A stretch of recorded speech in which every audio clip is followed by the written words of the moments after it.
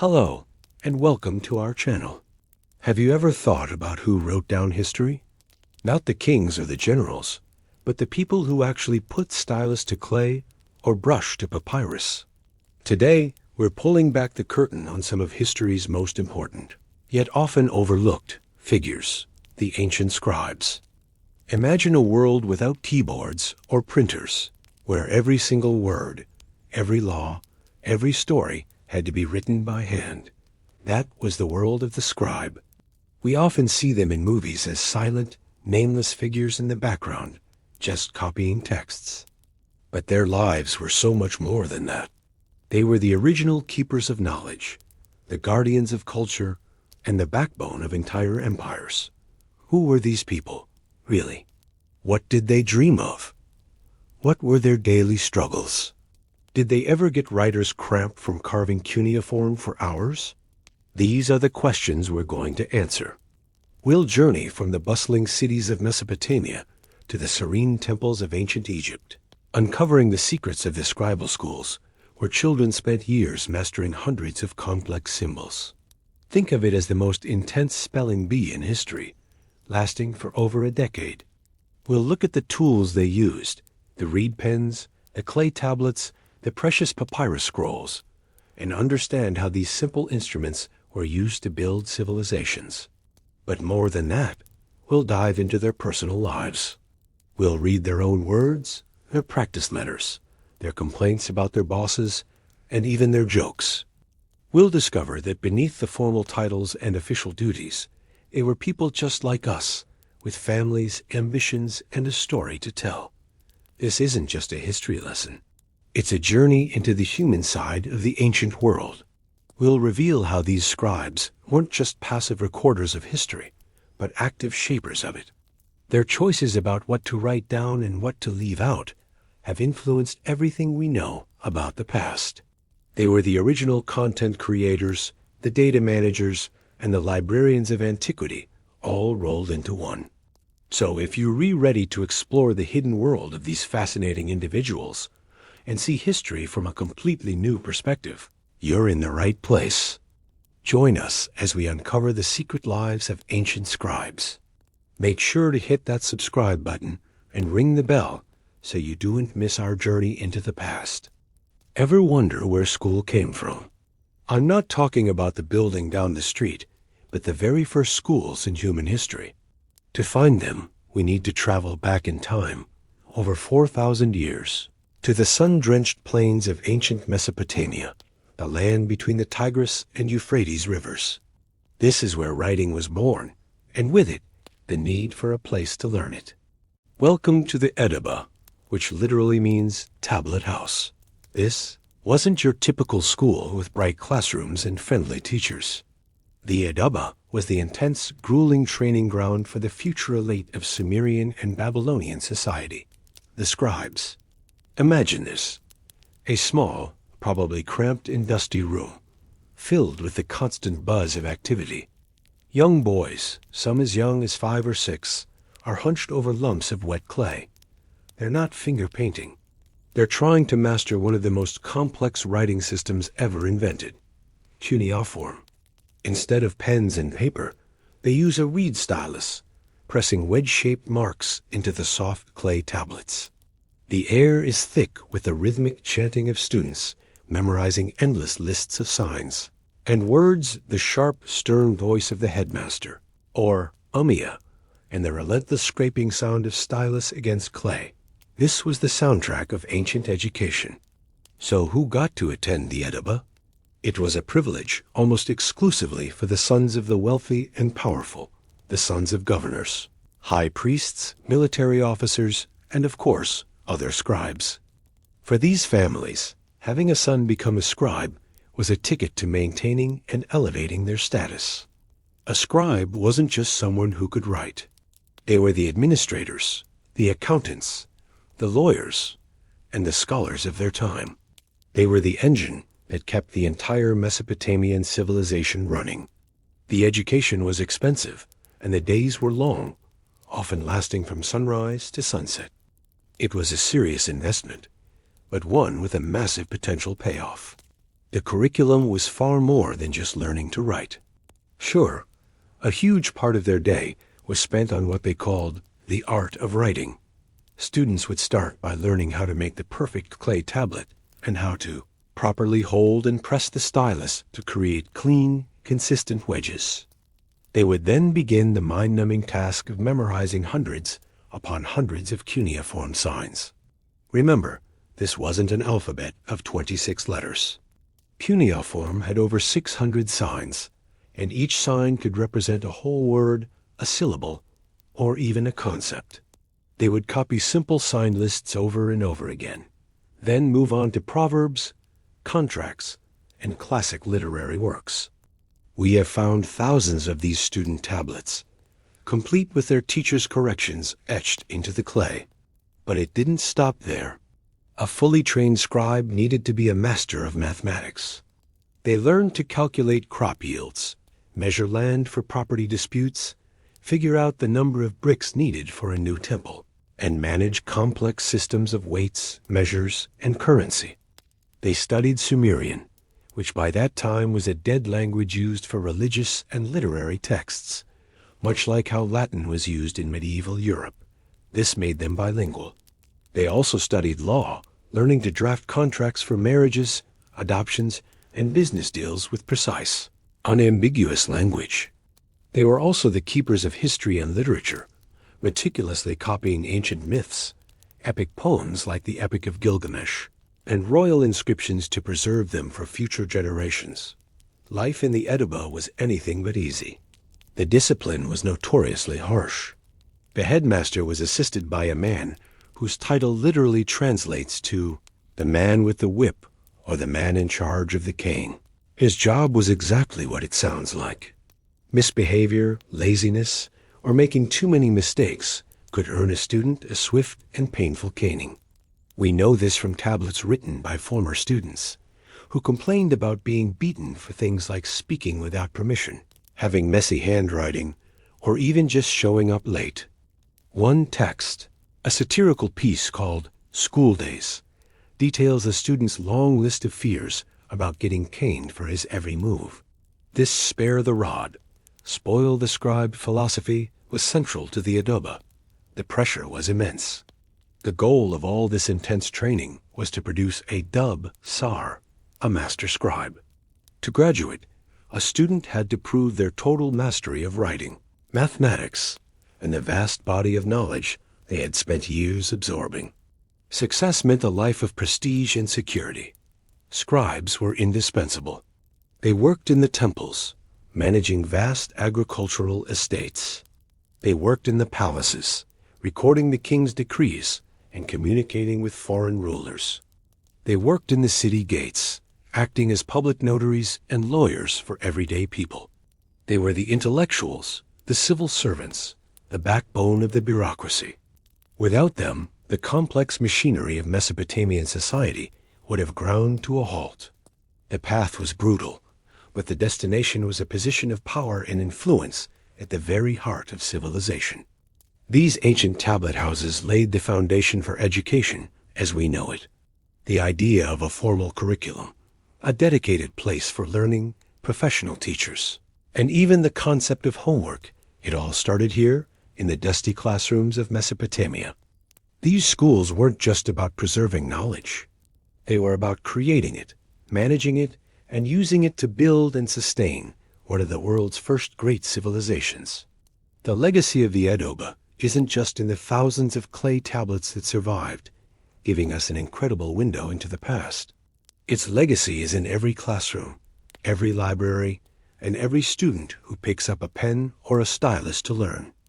The tools have changed, but the fundamental human drive to record, to calculate, and to understand the world remains the same. So, you've survived the brutal education system of ancient Mesopotamia and finally earned the title of Dub, Sar, Scribe. Congratulations. But don't pop the ancient equivalent of champagne just yet, because your real work is just beginning. Welcome to the daily grind of a Mesopotamian scribe, where the stylus is your sword and the clay tablet is your battlefield. Picture this. Dawn breaks over the ziggurat, And while most people are heading to the fields or the market, you're making your way to the heart of the city, the temple or the royal palace. These weren't just places of worship or power. They were sprawling administrative hubs, the ancient world's equivalent of a massive corporate office. And you, my friend, are a key employee. Forget open-plan offices. Your workspace is a courtyard or a dimly lit room, buzzing with the quiet intensity of other scribes. The air is thick with the earthy smell of wet clay. You'd find a spot, perhaps on a stool or cross-legged on a mat, and grab your tools of the trade, a lump of carefully prepared, soft clay and your trusty stylus, usually a reed cut to a sharp, triangular tip. And then the work begins. It's a symphony of precise, repetitive motion. The gentle squish as you flatten the clay into a smooth, rectangular tablet, about the size of an early smartphone. Then the rhythmic tap-tap-tap of the stylus pressing into the clay. Each tap, each wedge-shaped mark, is a tiny piece of data, a fragment of history being permanently recorded. It's a craft that required a steady hand and immense concentration. One slip, and you could ruin an entire record, earning the wrath of your supervisor, who was probably a senior scribe with an eagle eye for errors. So what were you actually writing? Everything. Absolutely everything. Think of the scribe as the central processing unit of the entire civilization. Let's say you're assigned to the temple granaries. You'd spend your day meticulously recording every sack of barley that comes in from the harvest, every portion distributed to the temple workers. You're an accountant, ensuring the god's assets are managed perfectly. Your records would detail quantities, dates, names of suppliers, and recipients. It might sound monotonous, but this was the backbone of the economy. Without your careful accounting, the entire system of redistribution would collapse into chaos. Imagine the pressure. Or maybe you're assigned to the palace. One day, you might be a legal secretary, drafting a marriage contract between two prominent families, ensuring every clause about the dowry and inheritance is crystal clear. The next, you could be taking dictation from a general, recording a dispatch from a military campaign on the frontier. You'd need to write quickly and accurately, capturing every detail of the battle, the number of prisoners taken, the spoils of war. Your tablet could be the first draft of history. The roles were incredibly varied. You could be a court reporter, documenting the proceedings of a legal dispute over land ownership.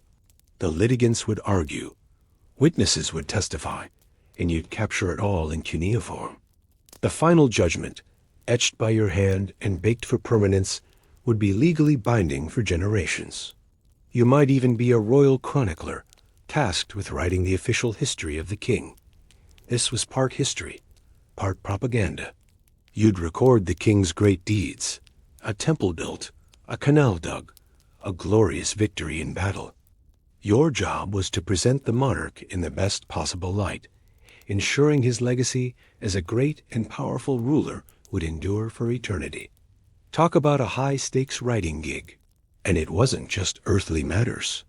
Some scribes were astronomers, a role deeply intertwined with religion and statcraft. They'd spend their nights on the ziggurat, tracking the movements of the stars and planets. They would record their observations, looking for omens that could predict the future, a flood, a famine, or the fate of the king himself. Their astronomical diaries were incredibly detailed, forming the foundation for later scientific understanding. They were the original data scientists, using their observations to create calendars, predict eclipses, and advise the rulers. For the most talented and trusted scribes, there was even the possibility of becoming a diplomat. You might accompany an envoy to a foreign court, perhaps in Egypt or the land of the Hittites. You'd be responsible for reading aloud the letters from your king and drafting the replies. This required not only fluency in multiple languages and scripts, like Akkadian, the international language of the day, but also a great deal of tact and political savvy. A poorly worded phrase could cause a diplomatic incident or even lead to war. You weren't just a writer. You were a voice of the empire on the world stage. Life as a scribe was a world of details. Imagine inventorying the royal treasury. So many gold necklaces, so many lapis lazuli pendants, so many cedar wood chests. Or managing the rations for thousands of laborers building a new city wall, calculating their daily allotment of bread and beer down to the last crumb and drop. It was painstaking, meticulous work that could stretch for hours under the Mesopotamian sun. The sheer volume of writing was staggering. Archaeologists have uncovered hundreds of thousands of these clay tablets. We have library catalogs, medical texts with diagnoses and prescriptions, collections of proverbs, epic poems like Gilgamesh, and even student exercise tablets, complete with corrections from their teachers. Each one is a testament to the scribe's essential role. While it might seem like a desk job, it was physically demanding. The constant focus, the repetitive motion of the hand and wrist, the pressure to be perfect. And yet, this work was the glue that held vast empires like Sumer, Akkad, and Babylon together. Without the scribe, there would be no complex administration, no long-distance trade, no codified laws, and no written history. The memories of kings, the wisdom of scholars, the rhythm of daily life, all would have vanished like whispers in the wind. The scribe was more than just a writer. They were the memory keeper, the administrator, the legal mind, and the intellectual engine of Mesopotamia. Their daily grind, that constant rhythmic pressing of stylus to clay, was nothing less than the act of building a civilization, one wedge-shaped mark at a time. It was a legacy written not in stone, but in humble, enduring clay. We've talked a lot about scribes in the context of grand temples, royal courts, and sprawling empires. We've seen them as the record keepers of history, the guardians of sacred texts, and the administrators of kings. But today, we're going to pull back the curtain on the grand stage and walk into the bustling streets, the humble homes, and the noisy marketplaces of ancient civilizations.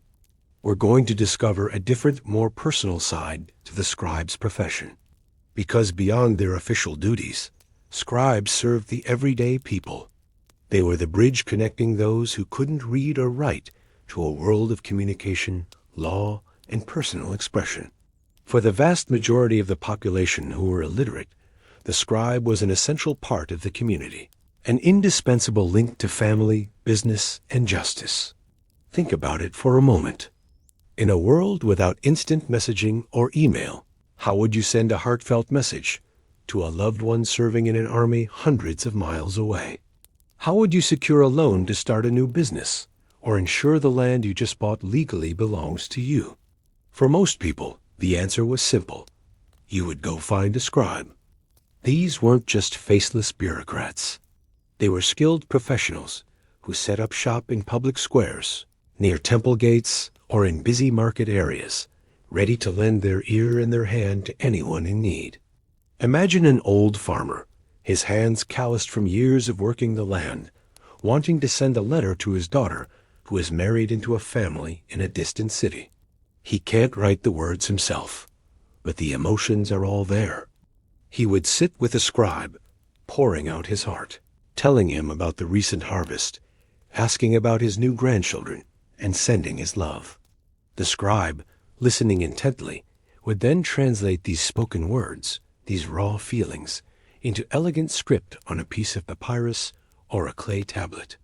The farmer's love and concern, thanks to the scribe, could now travel across the land, a tangible piece of home for his daughter to hold and have read to her. This role as a conduit for personal connection was incredibly powerful. Scribes were the ghostwriters of ancient love letters, capturing the sweet nothings and poetic declarations of young lovers separated by distance. They penned anxious inquiries from parents to their children and heartfelt reassurances from travelers back to their families. These letters, some of which have survived for thousands of years, give us an intimate glimpse into the daily lives, the joys, and the worries of ordinary people. They are a testament to the fact that the need for human connection is timeless. And for centuries, the scribe was the one who made that connection possible for the masses. But their work went far beyond personal correspondence. The scribe was also a key player in the economic and legal life of the community. Picture a merchant trying to finalize a complex trade agreement for a shipment of spices or textiles. The deal involves multiple parties, specific quantities, delivery dates, and payment terms. A simple handshake wouldn't be enough to secure such a transaction. So, the merchant would commission a scribe to draw up a detailed contract. The scribe's ability to create a clear, legally binding document was crucial. This contract would protect the merchant's investment and ensure all parties upheld their end of the bargain. It transformed a verbal agreement, prone to misinterpretation and dispute, into a concrete record. This function made scribes absolutely essential for commerce. They drafted everything from simple receipts for the sale of a goat to intricate partnership agreements and loan documents. They recorded land sales, meticulously detailing the boundaries of a plot of land to prevent future disputes with neighbors. When a couple decided to get married, it was often a scribe who drew up the marriage contract. This wasn't just a romantic document. It was a serious legal agreement that outlined the dowry, the rights of the wife, the financial obligations of the husband, and the terms of inheritance for their future children. By formalizing these agreements, scribes brought order and security to economic and social life. They made complex transactions accessible and fair, even for those who couldn't read the documents themselves. The presence of the scribe's seal or signature gave the document an authority that everyone respected. Furthermore, when things went wrong, as they often do, the scribe's role became even more critical. Let's say that land sale we just mentioned turned into a bitter dispute. Perhaps a neighbor claims a portion of the land is his. How would our illiterate farmer defend his rights in a court of law? Again, he would turn to the scribe. The scribe would help him draft a formal petition to the local magistrate, clearly and persuasively laying out his case. If the case went to trial, the scribe would be there to take down witness testimonies, creating an official court record. They would transcribe the plaintiff's complaint and the defendant's response, ensuring that the words spoken in the courtroom were preserved accurately. This was a fundamental aspect of justice. In a system where most people could not represent themselves in writing, the scribe ensured their voices were heard. They gave the common person a means to seek redress for grievances, to defend their property, and to testify in legal proceedings.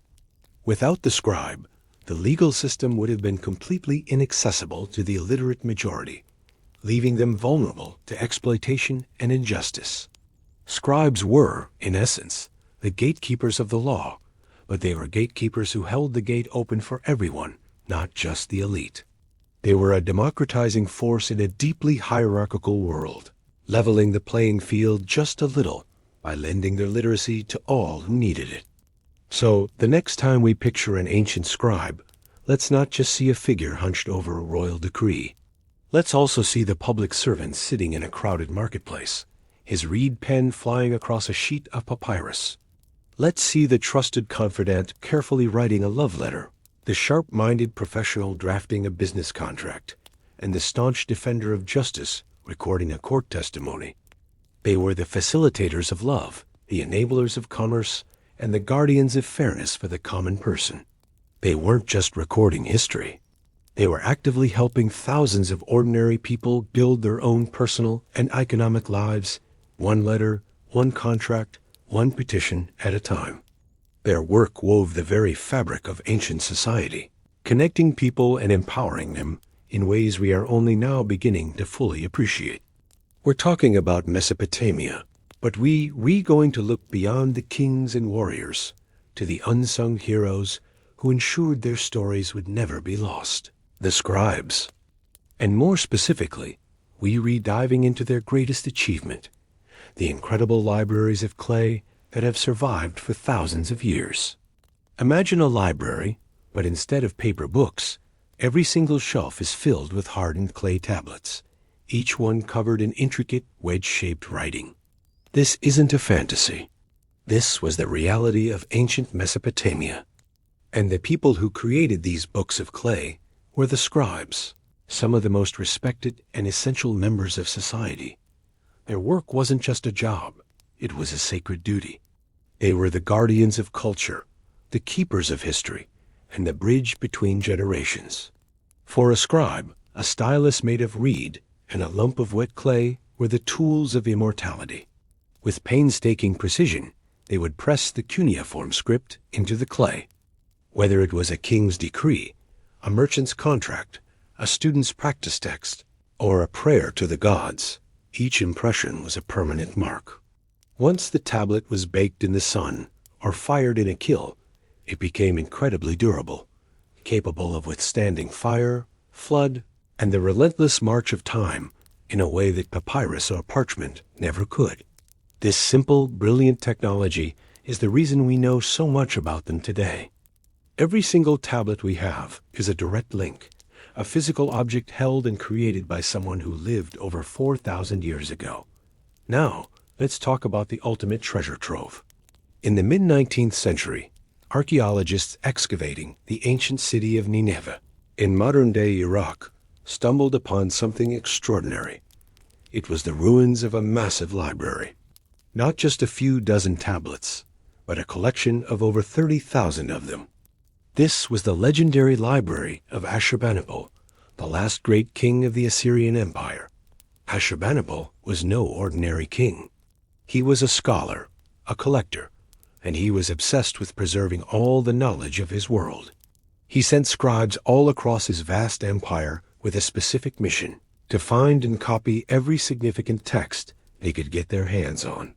From the southern swamps of Sumer to the northern mountains, they gathered myths, religious rituals, medical texts, astronomical observations, dictionaries, and literary works. They brought them back to Nineveh, where teams of scribes meticulously copied them onto new tablets. Ashurbanipal even had a unique ex libris mark, a sort of ancient copyright notice inscribed on his tablets, claiming them for his palace library. It was the world's first great, systematic effort to collect and catalog the sum of human knowledge. The discovery of this library was like finding a time capsule. Suddenly, the world of ancient Mesopotamia wasn't just a matter of speculation. It was right there, written in their own words. Scholars began the massive task of deciphering these tablets, and what they found was breathtaking. They found detailed lists of kings, giving us a chronological framework for their history. They found law codes like the famous Code of Hammurabi, which revealed the structure of their society, their sense of justice, and their daily concerns. They also uncovered a universe of stories. The most famous of all is the Epic of Gilgamesh. This epic poem, pieced together from fragments found in Ashurbanipal's library and elsewhere, is one of humanity's oldest works of literature. It's a story of adventure, of friendship, and of a king's desperate search for eternal life. It tackles themes that are still so relevant to us today: love, loss, the fear of death, and what it means to be human. It even contains a story of a great flood, with remarkable parallels to the story of Noah's Ark, written centuries before the biblical version.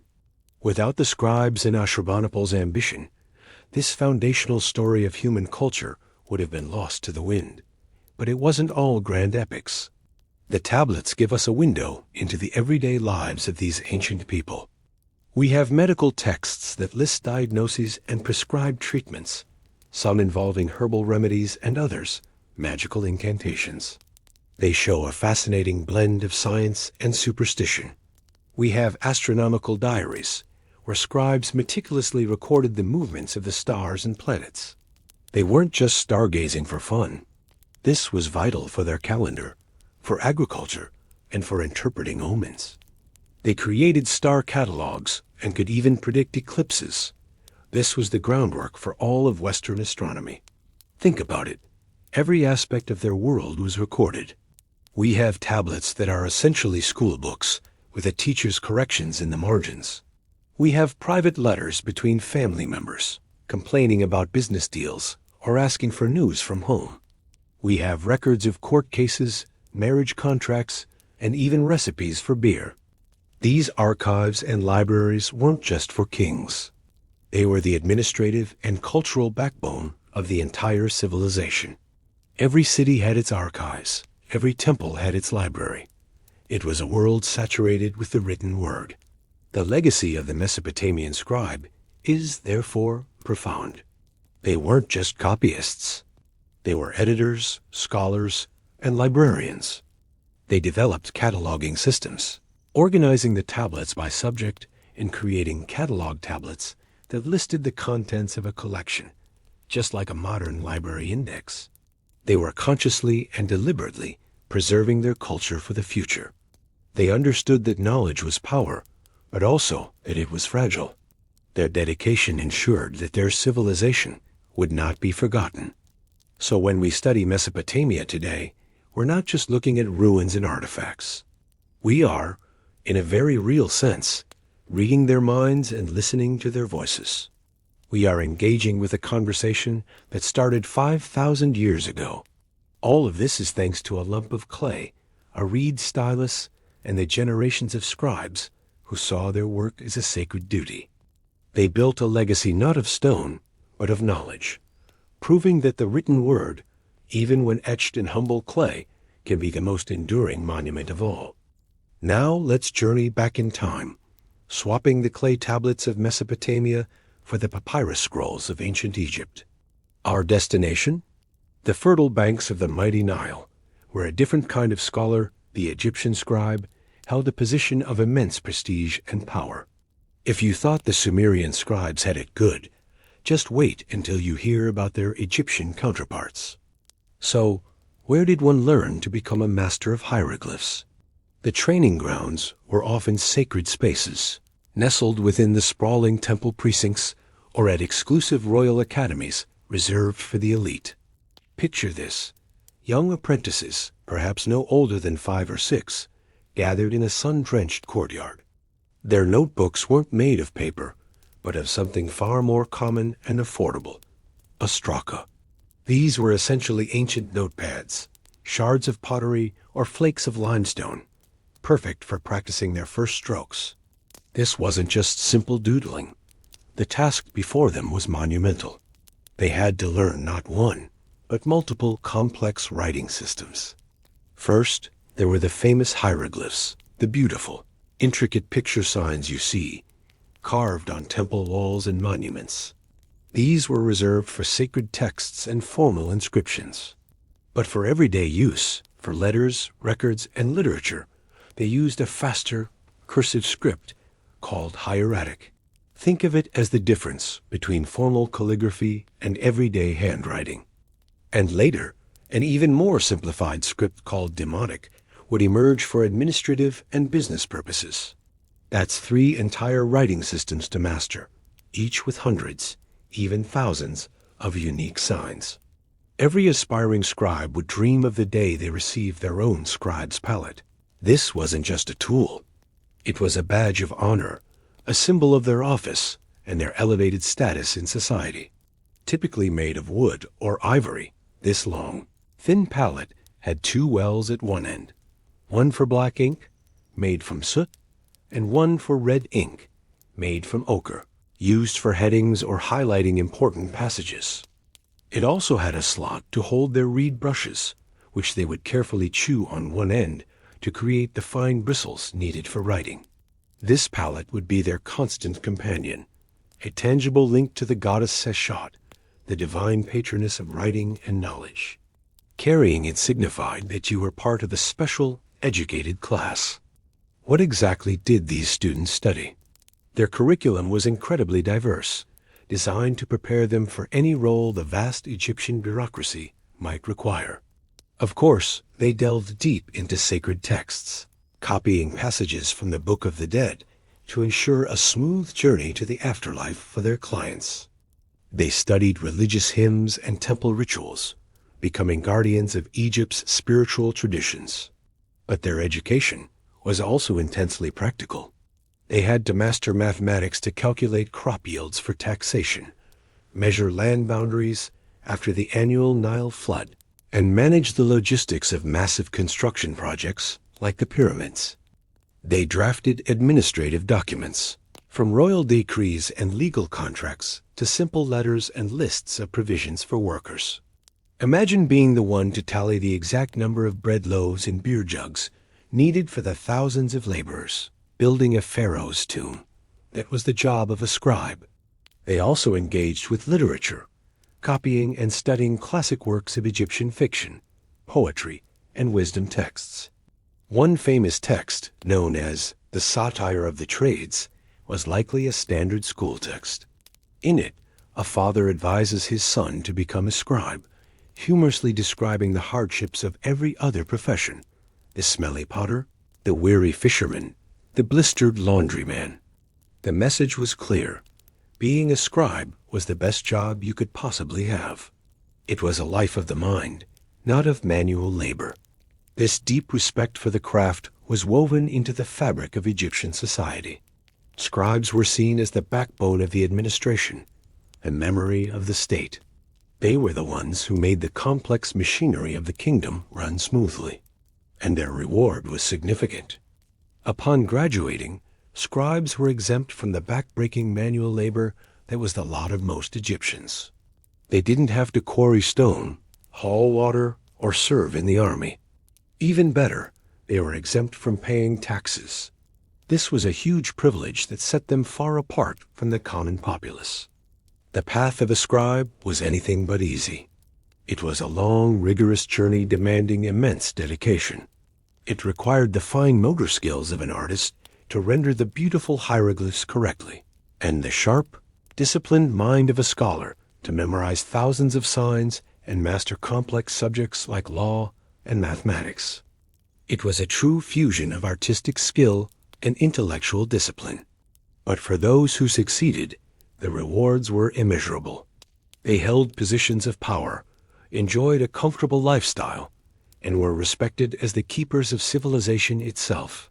They were the architects of an empire, not just of stone, but of words.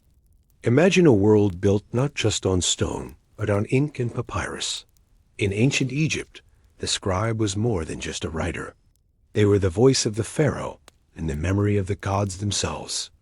This wasn't just a job. It was a sacred calling, placing them at the very heart of one of history's greatest civilizations. Let's step back in time, into the hushed halls of power, where these intellectual giants shaped an empire. Picture this. The sun rises over the Nile, casting long shadows from the colossal pillars of a grand temple. Inside, a royal scribe begins his day. He doesn't punch a time clock. Instead, he unrolls a fresh papyrus scroll, its pale surface waiting to hold the words of a king or the wisdom of a deity. The air is still, thick with the scent of incense and old parchment.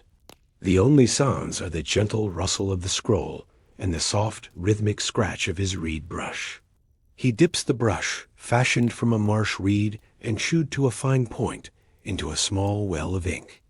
One well holds black ink, made from soot and vegetable gum, for the main text. The other holds red ink, from ground ochre, reserved for headings, important dates, or the names of gods and kings. Each stroke is deliberate, a masterpiece of precision. He is not just writing, he is drawing.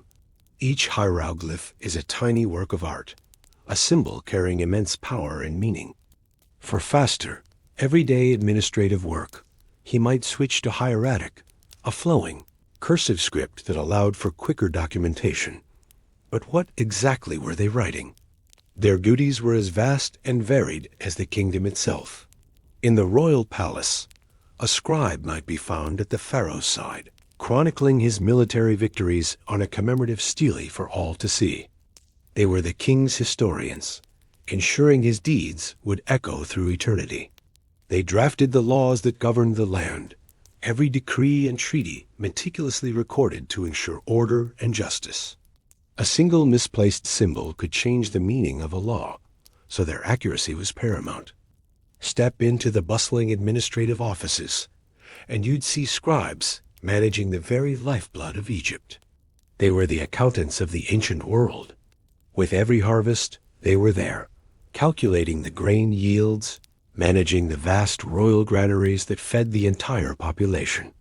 They tracked taxes, recorded trade expeditions to distant lands like Punt or Nubia, and kept detailed inventories of everything from cattle to precious metals. Without their meticulous records, the Egyptian economy, a marvel of centralized planning, would have crumbled. Their role extended to the monumental construction projects that still awe us today. When a pharaoh commanded a new pyramid or temple to be built, it was the scribes who drew up the plans, calculated the massive quantities of stone and labor required, and managed the logistics of feeding and housing thousands of workers. They were the project managers, the engineers, and the quartermasters, all rolled into one. Every stone moved, every block laid, was accounted for on their papyrus scrolls. They were the invisible architects behind the wonders of the world. Perhaps their most sacred duty lay within the temple walls and the silent darkness of the tombs. Here, scribes became the guardians of faith. They painstakingly copied the sacred religious texts, like the Book of the Dead, onto scrolls that would be buried with the deceased. These weren't just stories. They were magical spells and guidebooks intended to help the soul navigate the perilous journey through the underworld and achieve eternal life. To be a temple scribe was to be an intermediary between the mortal and divine realms. Their work was a prayer, an act of devotion to ensure cosmic order, or mat, was maintained. Imagine the pressure and the privilege. These scribes were the sons of an elite class, often following in their fathers' footsteps after years of grueling education in special schools called the House of Life. They memorized hundreds of hieroglyphs, practiced endless exercises, and learned mathematics, law, and history. This rigorous training made them part of a small, literate percentage of the population, a respected group exempt from manual labor and military service. A famous Egyptian text advised students, "Be a scribe. It saves you from toil and protects you from all manner of work." They were the bureaucratic backbone, the administrative glue, and the spiritual memory of Egypt. From the pharaoh's grandest declaration to the daily ration of a tomb builder, the scribe's hand was present. They were the architects of a civilization that lasted for over 3,000 years, proving that the pen, or in their case, the reed brush, is indeed mightier than the sword. Their legacy isn't just carved in stone. It's written on the delicate fibers of papyrus, a testament to the enduring power of the written word. When you think of an ancient Egyptian scribe, what comes to mind? Probably someone hunched over a papyrus scroll, right? While that's definitely part of the picture, it's only a fraction of their incredible story. Today, we re-pulling back the curtain on a fascinating side of these masters of the written word, their role as tomb painters and storytellers. This is where the scribe transforms into an artist, a visual magician who painted the path to eternity. Let's step into the silent, sacred space of an Egyptian tomb. The air is cool, and all around you, the walls are alive with color and detail. Every single image, every hieroglyph was placed with purpose, and more often than not, it was a scribe who held the brush. These weren't just administrative clerks. Many were highly skilled artists, their hands trained to create with the same precision they used for writing.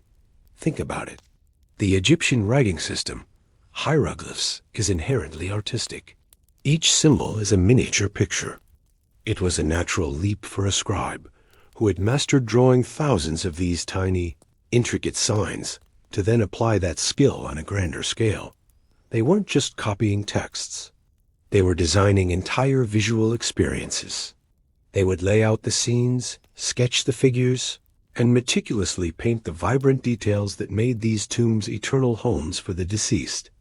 Imagine the pressure and the privilege of that job. You're not just decorating a wall. You are crafting a soul's guide to the afterlife. Your work has to be perfect. The lines have to be precise, the colors symbolic, the spells legible. This is where we see the scribe's dual identity shine. The administrator in them demanded accuracy and adherence to religious canon. The artist in them sought balance, beauty, and a powerful visual impact. One of their most significant artistic contributions was illustrating funerary texts, most famously the Book of the Dead. This wasn't a single book, but a collection of spells and instructions to help the deceased navigate the perilous journey through the underworld and achieve a blessed afterlife. Scribes would create customized versions on papyrus scrolls placed within the coffin. These scrolls were often masterpieces of illustration. Let's look at one of the most famous scenes, the weighing of the heart. The deceased stands before the gods as their heart is weighed against the feather of Maat, the goddess of truth and justice. A scribe artist would have to depict this crucial moment with immense care. You'd see the detail in the scales, the anxious posture of the deceased, the powerful figures of gods like Anubis and Thoth, and of course, the monstrous Ammit, waiting to devour any unworthy heart. Thoth, the god of wisdom and writing, is often shown in these scenes recording the result of the judgment. It's a fascinating moment of self-reference, isn't it? The scribe, the earthly counterpart of Thoth, is painting a scene where their own divine patron is performing the ultimate act of scribal duty. It's a powerful reflection of how central they saw their role in the cosmic order. These artists didn't just work on papyrus. Their biggest canvases were the tomb walls themselves. Working by the faint glow of oil lamps, they would cover every surface with scenes from the tomb owner's life, depictions of offerings, and magical texts. The goal was to create a perfect, idealized version of existence that would magically sustain the deceased for all eternity. The farmer would forever have a bountiful harvest. The nobleman would forever enjoy feasting and hunting. The style of Egyptian art is very distinctive, with its composite views and lack of perspective. This wasn't because they lacked skill. It was a conscious choice. Their art wasn't meant to be a realistic snapshot of a single moment. It was meant to convey the eternal, unchanging essence of a person or an action. A scribe artist understood this visual language intimately. They knew how to combine text and image, so they flowed together seamlessly, each one reinforcing the other. A line of text might run along the top of a scene, explaining what's happening, while the images below bring it to life in vivid color. So, how did they do it? The process was methodical. First, the wall was prepared with a layer of plaster. Then, a master scribe would sketch the outlines in red ochre, often using a grid system to maintain the correct proportions for human figures and gods. A senior artist might come in and make corrections in black. Finally, teams of painters would fill in the colors. The pigments were made from ground minerals, black from charcoal, white from gypsum, red and yellow from ochres, blue from azurite, and green from malachite. The work of these scribe artists reveals a unique fusion of text and image that is rare in other cultures. For the ancient Egyptians, a picture wasn't just worth 1,000 words. A picture was a form of words, and words were a form of picture. They were two sides of the same coin, both essential for making magic, preserving memory, and cheating death. When we look at the breathtaking art of the New Kingdom tombs in the Valley of the Kings, or the intricate details on a sarcophagus, we are witnessing the legacy of these artistic scribes. They were more than just record keepers. They were the architects of eternity, the storytellers for the soul. They painted narratives that have captivated us for millennia, ensuring that the names and stories of their patrons would, just as they intended, live forever. So the next time you see a piece of ancient Egyptian art, look closer. See the precision in the lines, the vibrancy of the colors, and the seamless blend of words and pictures. And remember the hand that held the brush, the hand of a scribe, an artist, a storyteller, a guardian of immortality. Ever wondered what was in an ancient Egyptian's pencil case? It might sound like a strange question, but the tools of an Egyptian scribe were the key to their entire world. Forget your fancy fountain pens and laptops. These masters of the written word had a surprisingly simple, yet incredibly effective toolkit. Let's pull back the curtain and see what it took to write like an Egyptian. At the heart of it all was the reed pen. Imagine taking a slender stalk of reed, maybe from the banks of the Nile itself, and carefully chewing or cutting one end to fray it into a fine brush. That was their pen. It wasn't about a sharp point for precise letters like we might think. It was about creating a delicate brush capable of painting intricate hieroglyphs. Each scribe would have their own preference, their own way of shaping the tip, making each pen a personal extension of their hand. Next up, the palette. This was the ancient equivalent of an inkwell, and so much more. Typically, it was a long, thin piece of wood or ivory with two depressions carved into it, one for black ink and one for red. These weren't just functional. They were often beautifully decorated, a status symbol for a respected scribe. The black ink, made from fine soot mixed with a plant-based gum and water, was for the main body of the text. It was the workhorse ink, used for everything from tax records to epic poems. But what about the red ink? Ah, the red ink was special. Made from ground ochre, a naturally occurring red clay, it was used for emphasis.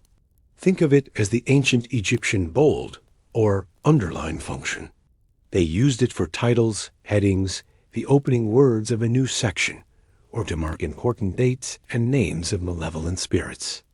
When you see that splash of red on a papyrus scroll, you know the scribe wanted you to pay attention.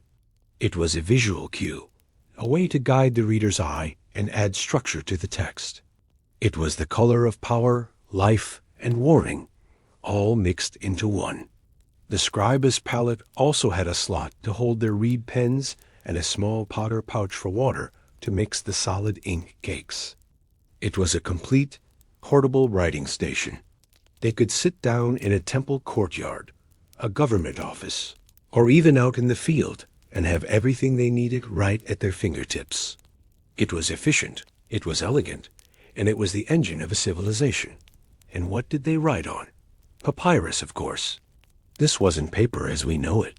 It was made by taking the papyrus plant, stripping its stalk, and laying the inner pith in overlapping perpendicular layers. These sheets were then pressed and dried, forming a smooth, durable, and surprisingly light writing surface. A well-made sheet of papyrus could last for thousands of years in Egypt's dry climate, which is why we have such an incredible window into their world today. Running your hand over a piece of papyrus, you can feel the fibrous texture, the history woven into its very fabric. For a scribe, a fresh, smooth roll of papyrus was a blank canvas full of potential. So you have the pen, the ink, and the papyrus. You have the official tools of a very formal and respected profession. Scribes were the backbone of the state, recording history, law, and sacred texts. It was a serious job. But here's where it gets really interesting. These scribes, these pillars of society, were also human. And scattered in the margins of history, they left us little reminders of that fact. We tend to imagine them as stoic figures, endlessly copying religious texts with perfect focus. But when you look closely at their work, you find their personalities shining through. In the spaces around the official text, in practice documents, or on ostraca, which were basically ancient scratch pads made of pottery shards or limestone flakes, we find their secret lives. For instance, student scribes had to practice. A lot, and their teachers weren't always gentle. We've found practice texts where a teacher has corrected a student. Clumsy hieroglyphs with scathing comments in the margins, like, "Your writing is crooked," or even comparing their work to that of a woman or a cripple, which was a serious insult back then. But the students gave as good as they got. On one practice piece, after a particularly difficult exercise, a student scribbled a note that basically translates to, "This is too hard." It's a complaint that has echoed through classrooms for millennia. It wasn't just complaints. They also doodled. We found incredible drawings hidden in the margins. One of the most famous examples comes from Deir al-Medina, the village of the artisans who built the royal tombs. On an ostrakon, a scribe drew a whimsical cartoon of a cat standing on its hind legs, acting as a servant to a seated mouse who is fanning herself like a noble lady. It's a hilarious role reversal, a bit of social satire. Was the scribe bored? Was he making a joke about a demanding boss? We'll never know for sure, but it shows a playful sense of humor and a keen eye for observation. There are other drawings of animals playing musical instruments, a fox herding geese, and all sorts of fantastical scenes. These weren't official art. This was the ancient equivalent of doodling on your notebook during a boring meeting. It was a way to pass the time, to flex creative muscles, and to express a side of themselves that didn't fit into the rigid lines of official record-keeping. Sometimes the personal touches were more direct. We have found letters scribbled on ostraka where scribes complain about their colleagues, their pay, or the terrible quality of the beer they were given as rations. One scribe, working on a tomb, wrote a note begging for more supplies, complaining that he was out of everything he needed. These weren't grand historical pronouncements. They were the everyday gripes and worries of working people. It makes them feel incredibly close, incredibly relatable. In one papyrus, a scribe even inserted a personal prayer into the middle of a long administrative text, asking the gods for help with a personal problem. It's a moment of vulnerability, a private thought slipped into a public record. It reminds us that beneath the formal title of scribe was an individual with hopes, fears, and a personal connection to the divine. These small human details are what truly bring the world of the Egyptian scribe to life. They transform them from distant historical figures into real people. People who got frustrated with their work, who loved a good joke, who worried about their families, and who found small ways to leave their personal mark on the world. Their job was to record the grand narrative of kings and gods, a sacred duty they took very seriously. But in the margins, between the lines, they recorded something just as important, the story of themselves. Their wit, their frustrations, their individuality, these are the secret lives of the scribes, illuminating the humanity that has connected us all across the ages. Thank you so much for joining me on this journey into the Scribe's toolkit and their hidden world. If you found this as fascinating as I do, please hit that like button and consider subscribing for more deep dives into history. We'd love to have you as part of our community. See you in the next video. Now, we're fast-forwarding to the classical worlds of Greece and Rome, where a revolution in writing materials was well underway. Get ready to leave the heavy tablets behind as we step into an age of portability and innovation. Our first stop is the Roman classroom, a bustling scene filled with students, much like today. But instead of notebooks and laptops, they used something quite ingenious: wax tablets. Picture a shallow wooden frame filled with a layer of beeswax, often blackened with soot, to make the writing stand out. Using a stylus, a pointed tool usually made of metal, bone, or ivory, a student could scratch notes, practice their letters, or even compose poetry. The other end of the stylus was often flat, like a tiny spatula, perfect for smoothing over the wax to erase mistakes and start fresh. These wax tablets were the ultimate reusable notebooks of the ancient world. They were perfect for temporary records, calculations, personal letters, and school exercises. Imagine a Roman merchant quickly jotting down inventory on a wax tablet, or a young Cicero drafting his first speeches. This tactile experience, the soft give of the wax under the stylus, the satisfying act of smoothing it clean, was an everyday part of Roman life. It was writing that was meant to be fluid, changeable, and immediate. But what if you wanted to write something more permanent? Something to be preserved, studied, and shared? For that, the ancient world turned to a remarkable material from Egypt, papyrus. Made from the pith of the papyrus plant, which grew abundantly along the Nile, this material was a game-changer. The process was fascinating. Strips of the plant's inner stem were laid in 2 perpendicular layers, pressed together, and dried in the sun. The plant's natural sap acted as a glue, bonding the strips into a single lightweight sheet. These individual sheets could then be glued together to form long scrolls, sometimes stretching for many meters. This was the format for the great works of literature, philosophy, and history. Picture the Library of Alexandria, its shelves stacked not with books, but with thousands upon thousands of papyrus rolls. When you wanted to read a book, you would unroll it with one hand while rolling it up with the other. It was a completely different physical interaction with text than we're used to. Writing on papyrus required a reed pen, called a calamus, and ink, typically a mix of soot, water, and a binding agent like gum arabic.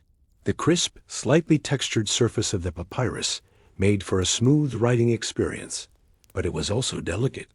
Papyrus was susceptible to moisture and could become brittle over time, especially in climates less arid than Egypt's. This fragility is why so few ancient papyrus documents have survived outside of the desert sands. So, while papyrus made knowledge more portable and allowed for the creation of extensive libraries, it wasn't the final word in writing materials.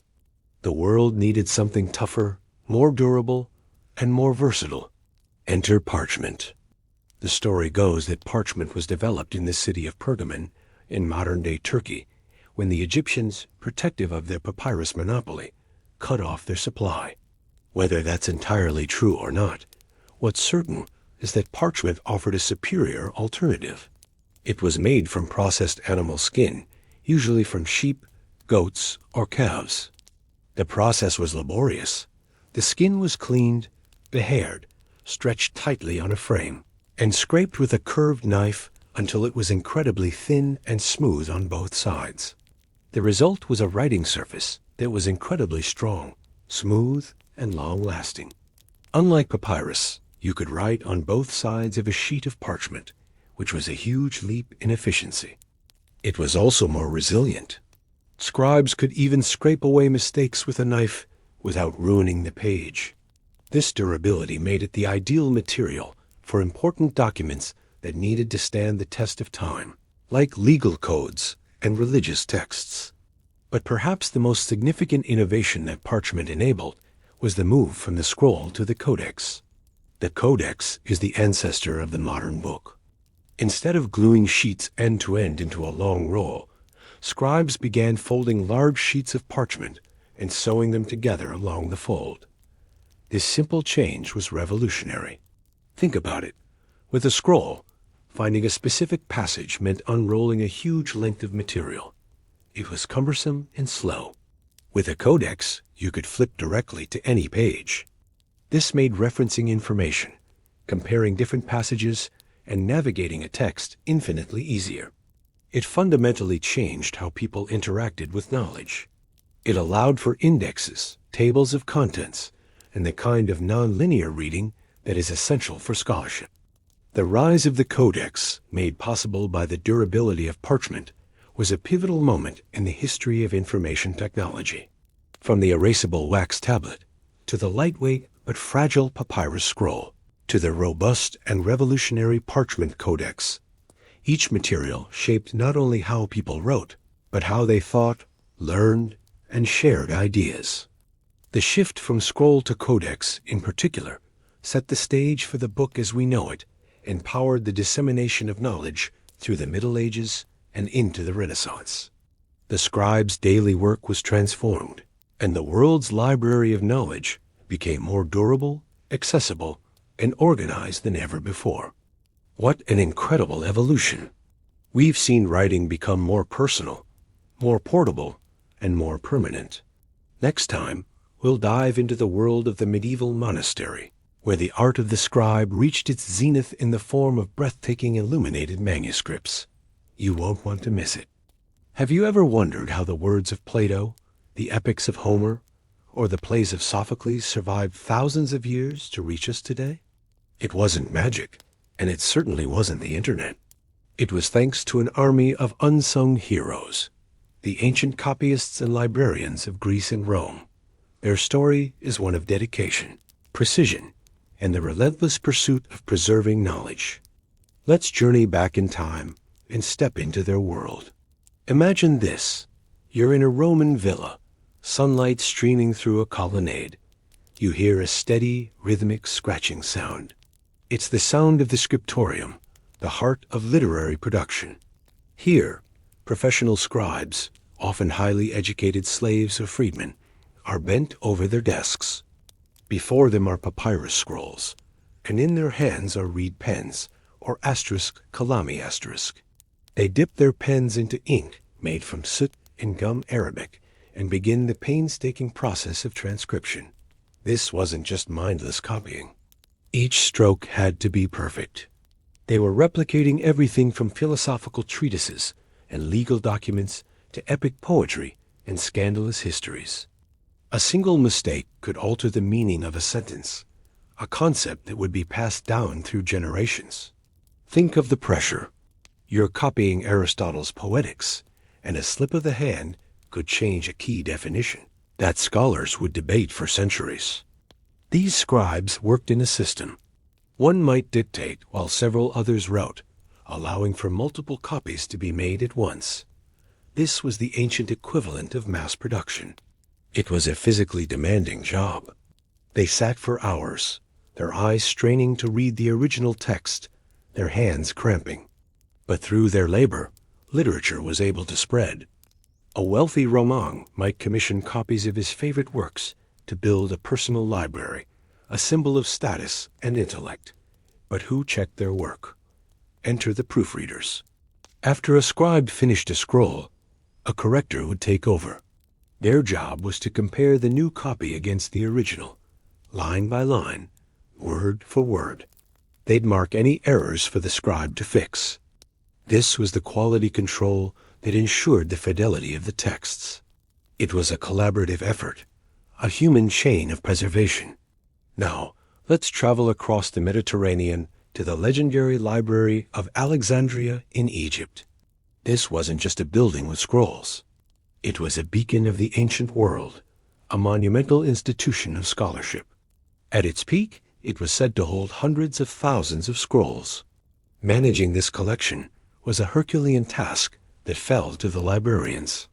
These weren't just people who checked scrolls in and out. The librarians of Alexandria were some of the most brilliant minds of their time. They were scholars, poets, and scientists. Their first major challenge was acquisition. They were tasked with collecting every known book in the world. Ships docking in Alexandria were required to surrender any books they had on board. These would be copied by the library's scribes, with the copy returned to the owner and the original kept for the library's collection. An aggressive but effective acquisition strategy. Once the scrolls were acquired, the real work began, cataloging. Imagine a warehouse filled with unlabeled scrolls. How do you find anything? The librarians of Alexandria developed sophisticated systems. They created the Pinax asterisk, a comprehensive catalog that listed works by author and genre. It was essentially the world's first library card catalog. Each entry included the author's name, the title of the work, and even the first line of the text to distinguish it from other versions. This act of organization was revolutionary. It transformed a chaotic pile of knowledge into a searchable, accessible resource for scholars. Within these libraries, a quiet, scholarly culture thrived.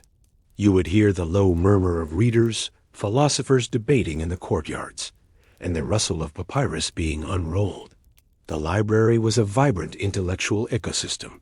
It was here that texts were not only preserved, but also studied, critiqued, and built upon. Librarians and scholars would compare different versions of the same text, trying to create the most accurate and definitive edition. This critical work, known as textual criticism, was born in the halls of the great ancient libraries. From the private scriptoria of Roman villas to the grand public libraries, like those in Alexandria, Pergamum, and Rome itself, the copyists and librarians were the guardians of the flame. Their work wasn't glamorous. They didn't lead armies or rule empires. But their contribution was arguably just as profound. They built a bridge of knowledge across time. Every time we read a classical text, we are benefiting from their tireless, often anonymous, labor. They ensured that the great conversation of Western thought would not be silenced by the passage of time. So the next time you open a book or read an article online, take a moment to remember these ancient scribes and librarians. Their dedication to the written word is a legacy that continues to enrich our lives every single day. They were the original keepers of our stories, and for that, we owe them an immeasurable debt. Step beyond the quiet libraries and bustling workshops, and let's walk into the heart of ancient civic life, the Roman Forum. Here, amidst the grandeur of temples and the clamor of the marketplace, another essential figure plied their trade, the public scribe. These weren't just copyists. They were the indispensable gears in the machinery of Roman society. Imagine the scene, a cacophony of voices, the shuffling of sandals on stone, and the constant hum of commerce and politics.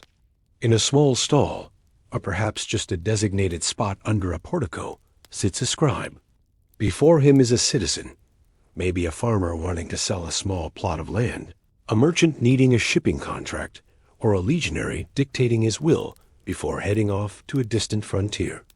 This scribe is more than a writer.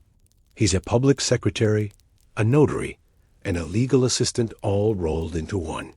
For a society where literacy was far from universal, these individuals were crucial intermediaries. They were the ones who could transform spoken words into the legally binding language of a contract, a formal petition to a magistrate, or an official record for a guild. Listen closely. You can almost hear the scratch of the calamus, the reed pen, as it moves across a sheet of papyrus. You hear the crisp rustle of a finished scroll being tied with a ribbon and sealed with wax. You hear the clear, measured voice of the scribe, reading the document back to his client, ensuring every detail is correct. Is this to your satisfaction, citizen? He might ask, his role a solemn responsibility. These scribes, known as scribi were often organized into professional colleges, or collegia.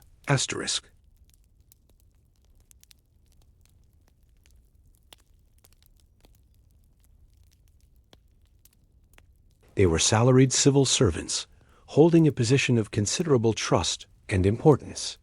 They managed public accounts, archived state documents, and drafted decrees from the Senate. Their accuracy and integrity were paramount to the functioning of the Republic and later, the Empire. They were the keepers of records for temples, documenting donations and rituals. They served the courts, transcribing witness testimonies and judicial rulings. They assisted military commanders, managing troop rosters and supply logs. From the most sacred rites to the most mundane commercial transactions, the hand of the scribe was everywhere. Their work provided a form of access to justice and bureaucracy for the common person. Without them, how could an illiterate artisan challenge an unfair tax? How could a widow secure her inheritance? The scribe provided the voice, a formal written expression that the state would recognize. They were the bridge between the individual and the vast, complex legal and administrative structures of Rome. This role was not unique to Rome. In ancient Greece, similar figures known as *Gram mate is served the city-states. In Athens, they recorded the proceedings of the assembly and the council, ensuring that the democratic process was properly documented. They were the memory of the state, their scrolls and tablets a testament to the laws and decisions that shaped their society. The tools of their trade were simple but effective. A reed or bronze pen, a pot of ink made from soot and gum, and their writings surface papyrus from Egypt, parchment from animal skin, or wax tablets for temporary notes. But with these simple tools, they built an empire of words. They created the documentary foundation upon which Roman law, commerce, and administration rested. So the next time you picture the Roman Forum, don't just see the senators in their togas and the orators on the rostra. Look for the quieter, yet equally vital figure of the scribe. See them as the facilitators of daily life, the guardians of public record, and the essential link that held a complex society together. Their legacy isn't in epic poems or grand histories, but in the countless contracts, wills, and petitions that gave structure and order to the lives of millions. They were the silent architects of the ancient world's bureaucracy. Imagine walking through a bustling Roman city like Pompeii. The air is thick with the smells of bakeries and the sounds of merchants hawking their wares. But if you look closely at the walls, you'll see another layer of life unfolding. They're covered in graffiti. And I'm not talking about simple tags. This is the social media of the ancient world. You'd find everything, from political endorsements, like "I ask you to elect Gaius Julius Polybius," to savage takedowns of local politicians. It was a public forum where anyone with a piece of charcoal and an opinion could make their voice heard. These weren't necessarily uneducated vandals. Many of these inscriptions show a good grasp of lettering, suggesting that even people with some formal scribal training weren't above a bit of public commentary. It's in Pompeii and Herculaneum, frozen in time by the eruption of Vesuvius, that we get the most incredible collection of this ancient chatter. We find declarations of love, like Successus the weaver loves the innkeeper's slave girl named Iris. She, however, does not love him. Ouch, poor Successus. But his heartbreak is now immortalized. There are also advertisements for gladiator games, announcements for rental properties, and even reviews of local businesses. One inscription on a bar wall complains, "We have wet the bed, host. I confess we have done wrong." If you want to know why, there was no chamber pot. This is history at its most human and relatable. A bad Yelp review from 2,000 years ago. These messages give us a direct, uncensored line to the passions, frustrations, and humor of ordinary Romans. It's a world away from the stoic portraits of emperors and the grand pronouncements of the Senate. Of course, not all informal writing was meant for public display. Let's talk about the ancient equivalent of your notepad app or a post-it note. For quick, temporary messages, Romans used two incredibly clever and recyclable materials: ostraca and wax tablets. Ostraca were simply broken pieces of pottery. Pottery was everywhere in the ancient world, and when a pot broke, the shards became free writing material. People would scratch messages onto them with a sharp object. We found ostraca used for all sorts of things: tax receipts, short letters, school exercises, and even as voting ballots in ancient Athens, where citizens would write the name of a politician they wanted to exile or ostracize. It was a brilliant way to recycle, and it gives us a treasure trove of administrative and personal details that would have otherwise been lost. Now, for something a bit more sophisticated, the wax tablet. Imagine a thin, rectangular piece of wood, hollowed out and filled with a layer of dark beeswax. You'd write on it using a stylus, a pointed instrument usually made of metal, bone, or ivory. The stylus had a sharp end for writing and a flat, spatula-like end on the other side. Made a mistake? Or finished with your note?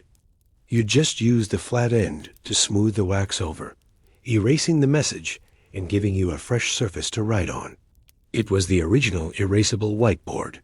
These tablets were perfect for drafting letters, doing sums, taking notes in a lecture, or making a shopping list before heading to the market. Schoolboys used them to practice their letters, and poets might use them to draft verses before committing them to expensive papyrus. Because they were so common and reusable, wax tablets capture the mundane, everyday reality of Roman life better than almost any other source. We found tablets from a Roman fort in Britain, at Vindolanda, that contain some incredible correspondence. These aren't epic poems. They're letters from soldiers asking for more beer, complaining about the terrible British weather, and most famously, an invitation to a birthday party. A woman named Claudia Severa writes to her friend Sulpicia Lepidina, inviting her to a celebration on September 11th. It's one of the earliest known examples of writing by a Roman woman in Latin, and the message is so personal and familiar. It has a direct link to the social lives and friendships that flourished even on the misty frontiers of the empire. These ephemeral notes, the graffiti, the pottery shards, the wax tablets are so important because they democratize history. For a long time, Our understanding of Rome was shaped by the elite, by the 1% who wrote the great works of literature and history. But these informal scribblings tell a different story.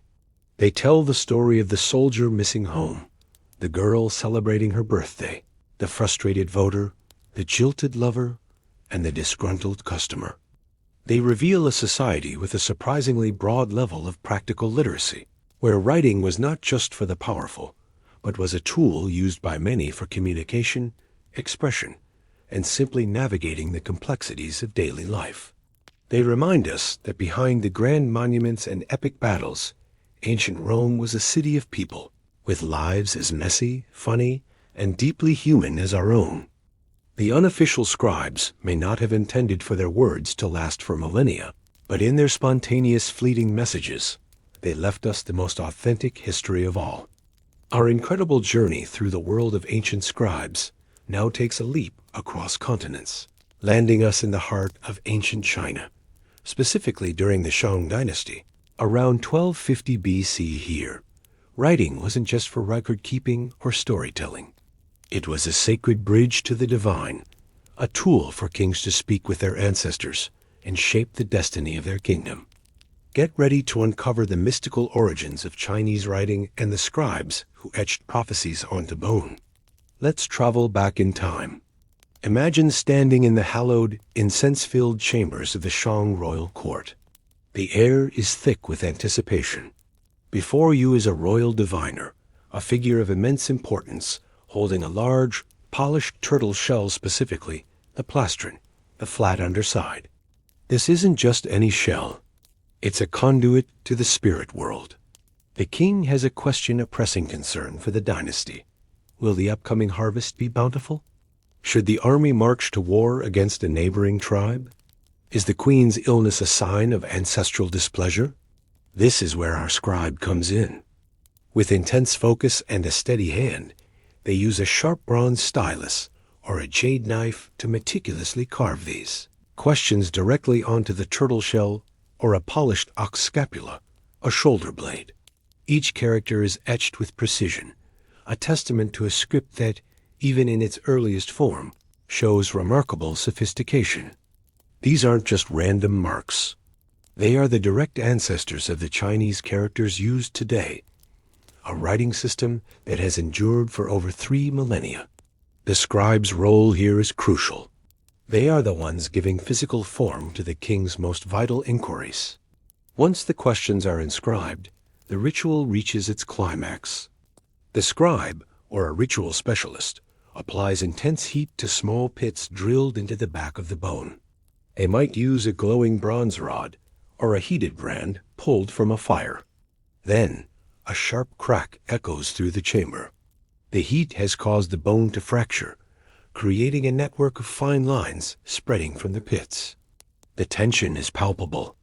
Everyone watches, holding their breath, as the diviner, often the king himself, steps forward to interpret these cracks. This is the moment of revelation. The cracks, known as asterisk, pa asterisk, are the answers from the ancestors. A specific pattern might mean auspicious or yes, while another could signify inauspicious or no. The diviner's interpretation is law. The ancestors approve. He might declare, the harvest will be plentiful, or danger lies ahead. The military campaign must be postponed. This entire process, from question to crack, is known as pyromancy, divination by fire. And these inscribed bones are what we now call oracle bones. After the ceremony, the scribe's job isn't over. In many cases, they would then carve the outcome onto the very same bone. They'd record the diviner's prediction, and sometimes weeks or months later, add a note confirming what actually happened. For example, the king predicted rain on the 5th day. It did indeed rain. This creates an astonishingly detailed record. These scribes weren't just ritual assistants. They were the first historians, archivists, and meteorologists of China, documenting everything from weather patterns and crop yields to military victories and royal births. The discovery of these oracle bones in the late 19th century was a monumental event. It wasn't just the unearthing of ancient artifacts. It was the rediscovery of the Shang dynasty's voice. Before this, the Shang was a dynasty shrouded in myth, known only from later historical texts. But the oracle bones provided direct, contemporary evidence of their existence, their beliefs, and their society. They confirmed the names of their kings, the structure of their government, and the concerns that occupied their daily lives. The scribes who carved them gave us a raw, unfiltered glimpse into the dawn of Chinese civilization. Think about the power these scribes wielded. By recording the king's communication with the ancestors, they were legitimizing his rule. They were demonstrating that the king, the Son of Heaven, had a unique and direct line to the divine powers that governed the world. Their inscriptions were not just text. They were instruments of political and religious authority. The written word, from its very inception in China, was inextricably linked to power and the sacred. This tradition of the scholar official, the literate elite who advised the ruler, has its deepest roots right here in the quiet, crackling atmosphere of the Shang divination chamber. The script itself, known as Jiguin or shellbone script, is beautifully pictographic. You can often see the resemblance to the things the characters represent. The character for horse looks like a horse with a flowing mane. The character for rain depicts drops falling from the sky. Over centuries, these intricate pictures evolved, becoming more stylized and abstract, eventually leading to the complex and elegant writing system we know today. Every single Chinese character has a story, and that story begins here, carved into bone by these anonymous yet profoundly influential scribes.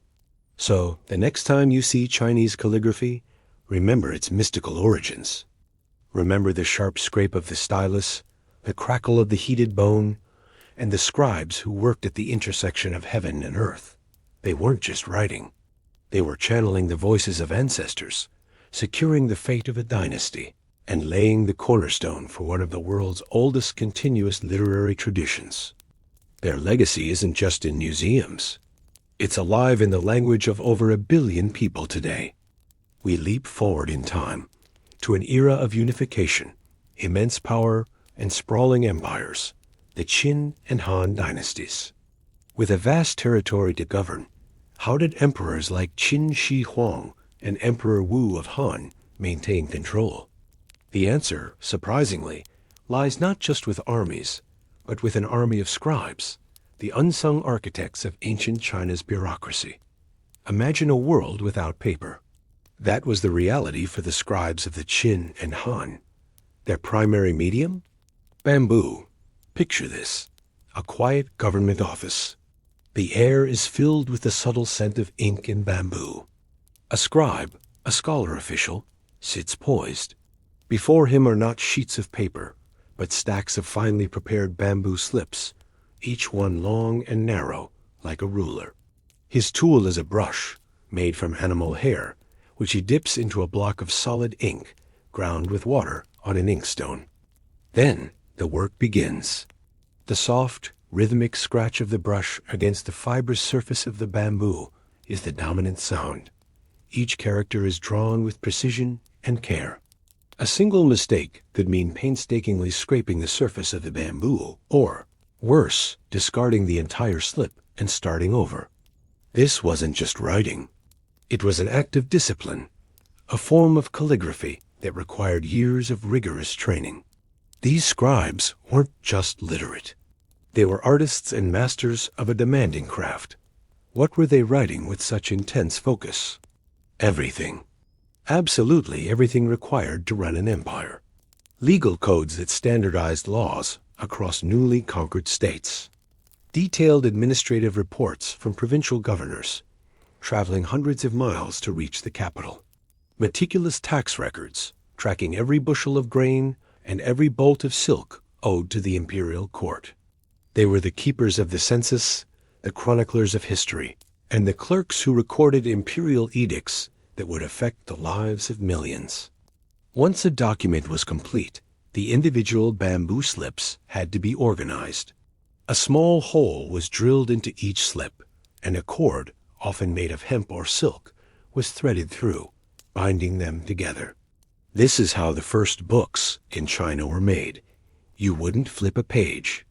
You would unroll a bundle of bamboo strips. You can imagine the rustle of the bamboo as a scholar unfurled a classic text or a clerk reviewed a ledger. These bundles could be incredibly heavy and cumbersome. It's said that the first emperor of Qin, a notorious micromanager, reviewed over 120 pounds of documents on bamboo slips every single day. Of course, bamboo wasn't the only option. For more important documents, or for the wealthy elite, there was a more luxurious alternative: silk. Imagine the contrast. Instead of the rigid, heavy bamboo, you have a light, smooth, and supple scroll of pure silk. The brush would glide effortlessly across its surface. Writing on silk was faster and allowed for more fluid, expressive calligraphy.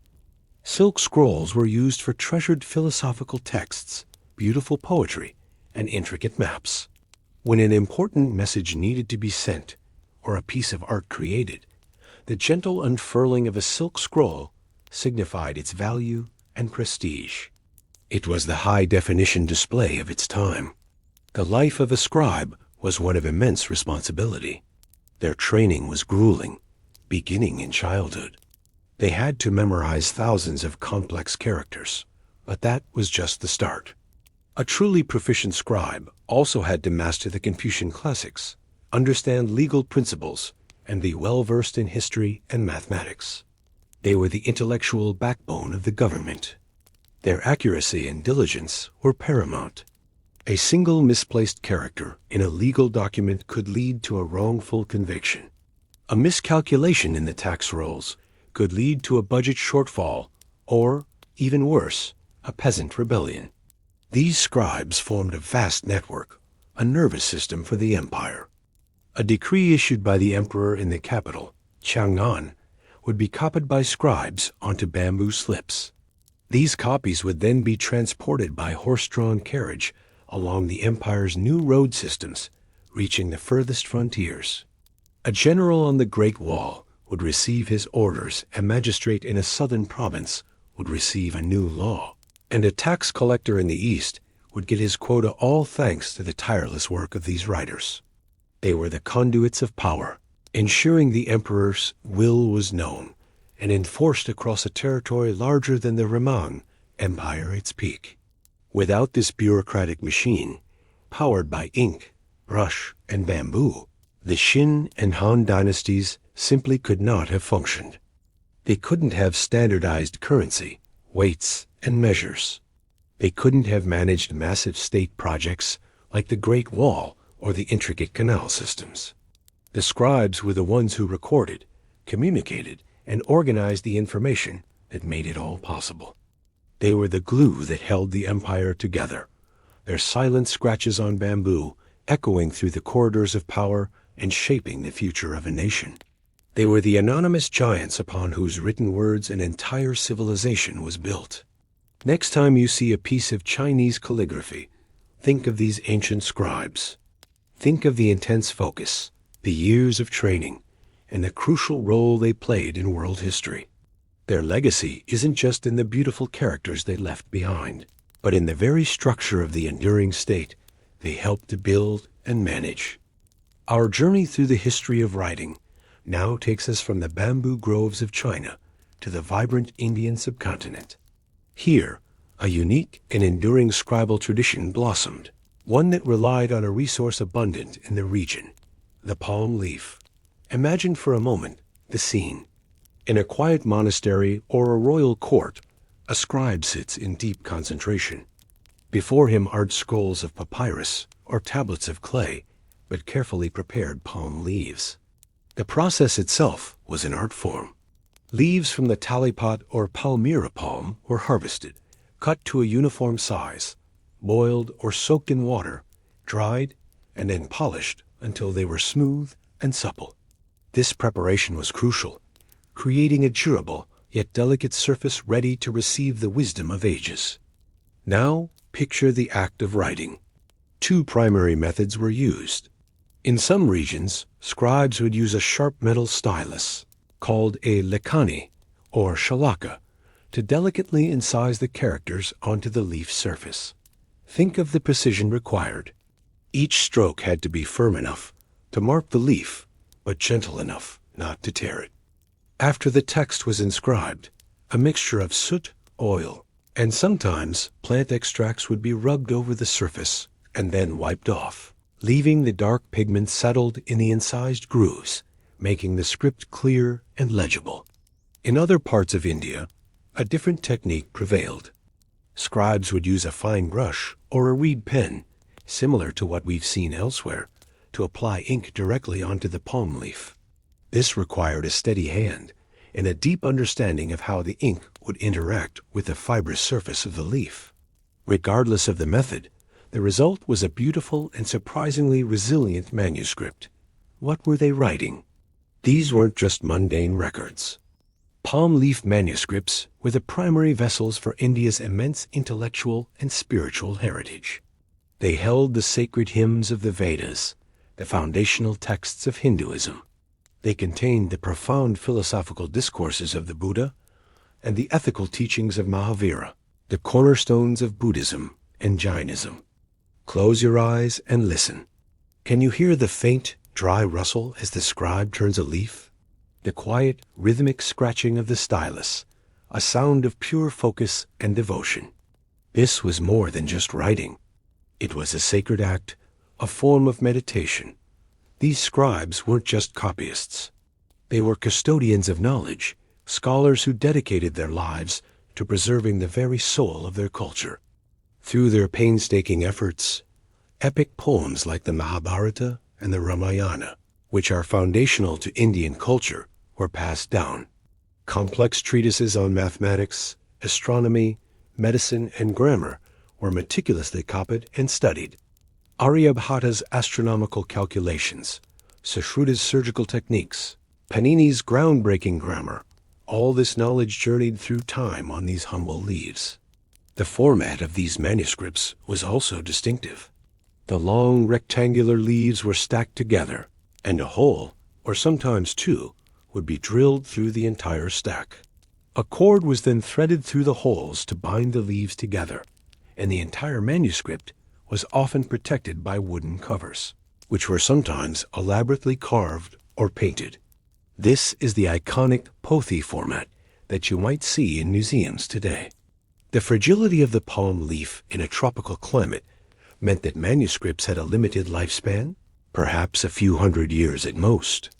This created a continuous need for them to be recopied.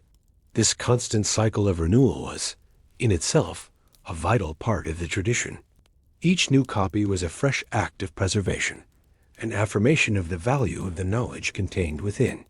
It ensured that the texts were not just passively stored, but actively engaged with by each new generation of scribes and scholars.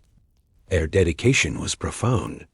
Copying a sacred text was considered an act of great merit, a way to gain spiritual favor. This belief fueled an incredible engine of textual transmission that lasted for over 2 millennia. It's because of these anonymous, dedicated scribes, working silently with their styluses and palm leaves, that India's rich and complex literary, philosophical, and scientific traditions survived. They built a bridge of leaves, a bridge that carried an entire civilization's wisdom across the river of time, allowing us to connect with it today. From the banks of the Ganges to the shores of Sri Lanka, the palm leaf manuscript was the silent witness to the flowering of some of the world's most profound ideas. It's a testament to human ingenuity and our deep-seated need to record and share our stories, our discoveries, and our spiritual insights. Have you ever thought about the person behind the ancient texts we admire today?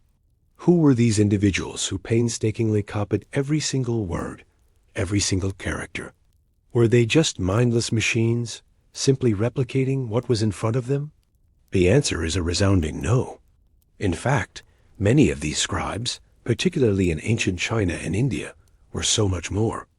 They were scholars, poets, and artists in their own right, and the manuscripts they left behind are not just copies, but windows into their souls. Let's journey back in time to the quiet study of a Chinese scholar official. The room is filled with the scent of ink and aged paper. He sits, poised, brush in hand, not merely writing, but performing a dance on paper. This is the world of calligraphy, an art form revered as the highest expression of a person's character and cultivation. For this scholar scribe, each stroke is deliberate, a form of active meditation. The downward press of the brush, the graceful sweep to the side, the delicate final flick, it's a physical and spiritual exercise. The characters he forms are not just carriers of meaning. They are expressions of his inner world, his understanding of harmony, balance, and the flow of life itself. When he copies a classic poem, he isn't just preserving it. He's reinterpreting it, channeling the poet's spirit through his own artistic sensibility. The very way he writes a character for mountain might evoke its towering strength, while the character for water might flow with a gentle, liquid grace. The final scroll is a unique creation, a fusion of ancient wisdom and his own personal, artistic flair. His work wasn't just a duty. It was a profound act of self-expression, a conversation across centuries. Now, let's travel across the Himalayas to ancient India, into a monastery or a royal library. Here, a different kind of personal touch emerges from the manuscripts. Picture a scribe, hunched over a palm leaf manuscript for days, weeks, even months. The work is demanding, requiring immense concentration and physical endurance. As he reaches the final page of a monumental epic like the Mahabharata or a complex philosophical text, he doesn't just put his tools away. He adds something special, a colophon. These are personal notes, little messages to the future, tucked away at the end of the manuscript. And they are fascinating. Some scribes express sheer exhaustion and relief. You might read something like, "By the grace of Ganesha, this difficult task is finally complete. My back aches and my eyes are weary." It's a moment of raw human honesty that connects us directly to their struggle and perseverance. But these colophons weren't just complaints. Many are filled with deep devotion. A scribe might write a short prayer, dedicating the merit of his work to the enlightenment of all beings, or expressing his profound gratitude to his teacher or the deity he worships. This transforms the act of copying from a mere job into a sacred offering, a form of devotional service. Other times, you'll find notes of pure joy. Imagine a scribe finishing a beautiful collection of poems and writing. "What a joy it has been to spend my days in the company of such beautiful words. May the reader find as much delight in them as I have." These personal inscriptions are treasures. They reveal the scribe's intellectual and spiritual life, his struggles, his faith, and his passion. They show us that these weren't just anonymous copyists. They were individuals with rich inner lives, deeply connected to the texts they were preserving. The beauty of the script itself was also paramount. In India, just as in China, beautiful handwriting was highly valued. Different regions developed distinct, elegant scripts, and a well-executed manuscript was considered a work of art. The scribe took pride in the clarity, consistency, and aesthetic appeal of his lettering. Sometimes, these manuscripts were further embellished with intricate illustrations and decorative borders, turning them into multimedia masterpieces. This artistic impulse shows that the scribes weren't just concerned with the content of the words, but also with their form. They understood that a beautiful presentation could enhance the reader's experience and honor the importance of the text itself. The physical object became a vessel for both knowledge and beauty. So, when we look at an ancient Chinese scroll or an Indian palm leaf manuscript, we're seeing more than just old writing. We're seeing the legacy of the scholar scribe.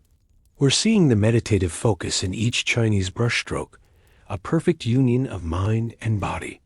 We're hearing the quiet sighs, prayers, and exclamations of joy from the Indian scribe through his colophon. These individuals weren't passive conduits of information.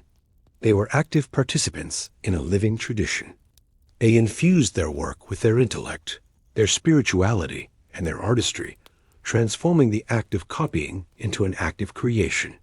They were the guardians of culture, who not only preserved the words of the past, but also added their own unique voice to the great conversation of history, ensuring that these texts would be passed down not just as information, but as objects of beauty and personal reflection. Now we're rebringing it all together with a fascinating look at the very tools that brought words to life. We'll compare the ingenious techniques used by scribes across the globe, from the Fertile Crescent to the Far East. So grab your virtual stylus, and let's get started. Our first stop is ancient Mesopotamia, the cradle of writing itself. Imagine a scribe sitting in the sun-drenched courtyard of a ziggurat. Their primary tool? A simple stylus, often cut from a reed, and a soft, damp clay tablet. The genius of this system was its simplicity and adaptability. With a wedge-shaped tip, the scribe would press, not draw, signs into the clay, creating the distinctive cuneiform script. Think about the physical act. It's more like stamping than writing. This method was perfect for the administrative needs of a bustling empire.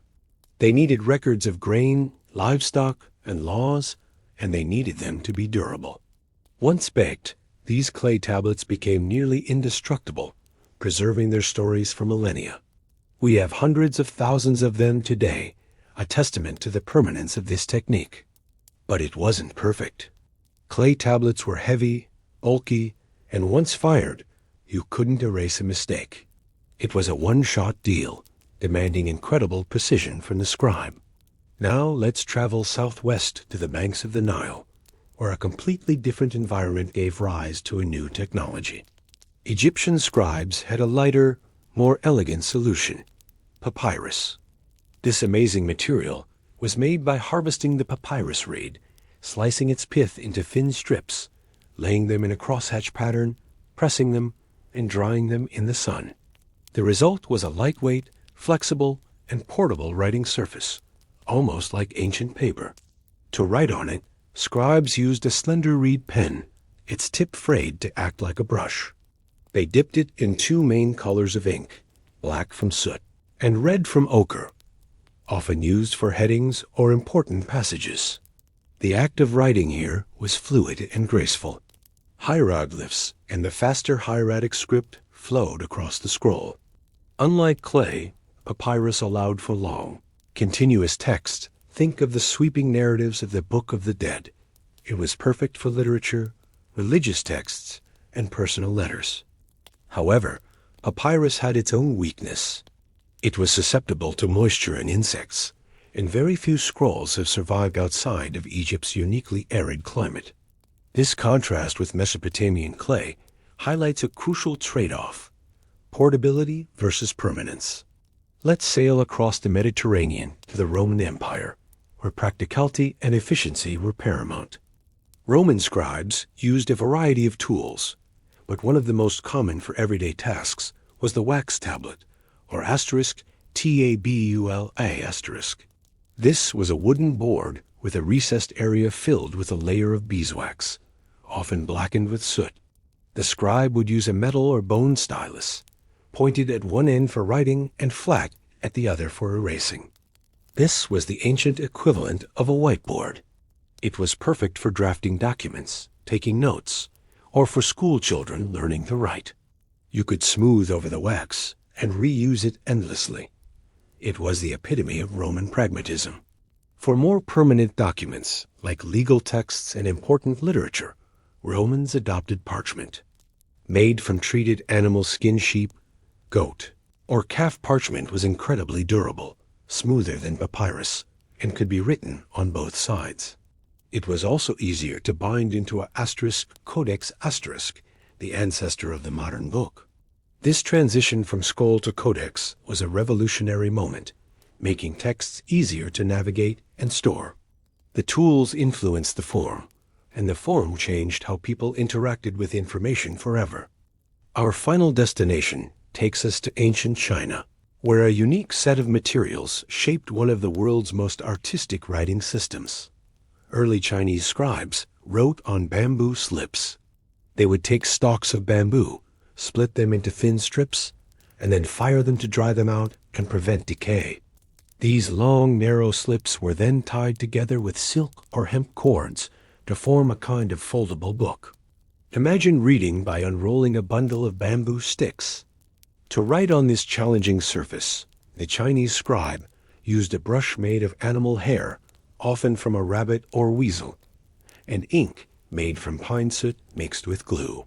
This combination of a flexible brush and a vertical fibrous surface demanded incredible skill. The brush allowed for expressive, calligraphic lines of varying thickness and flow, turning writing into an art form.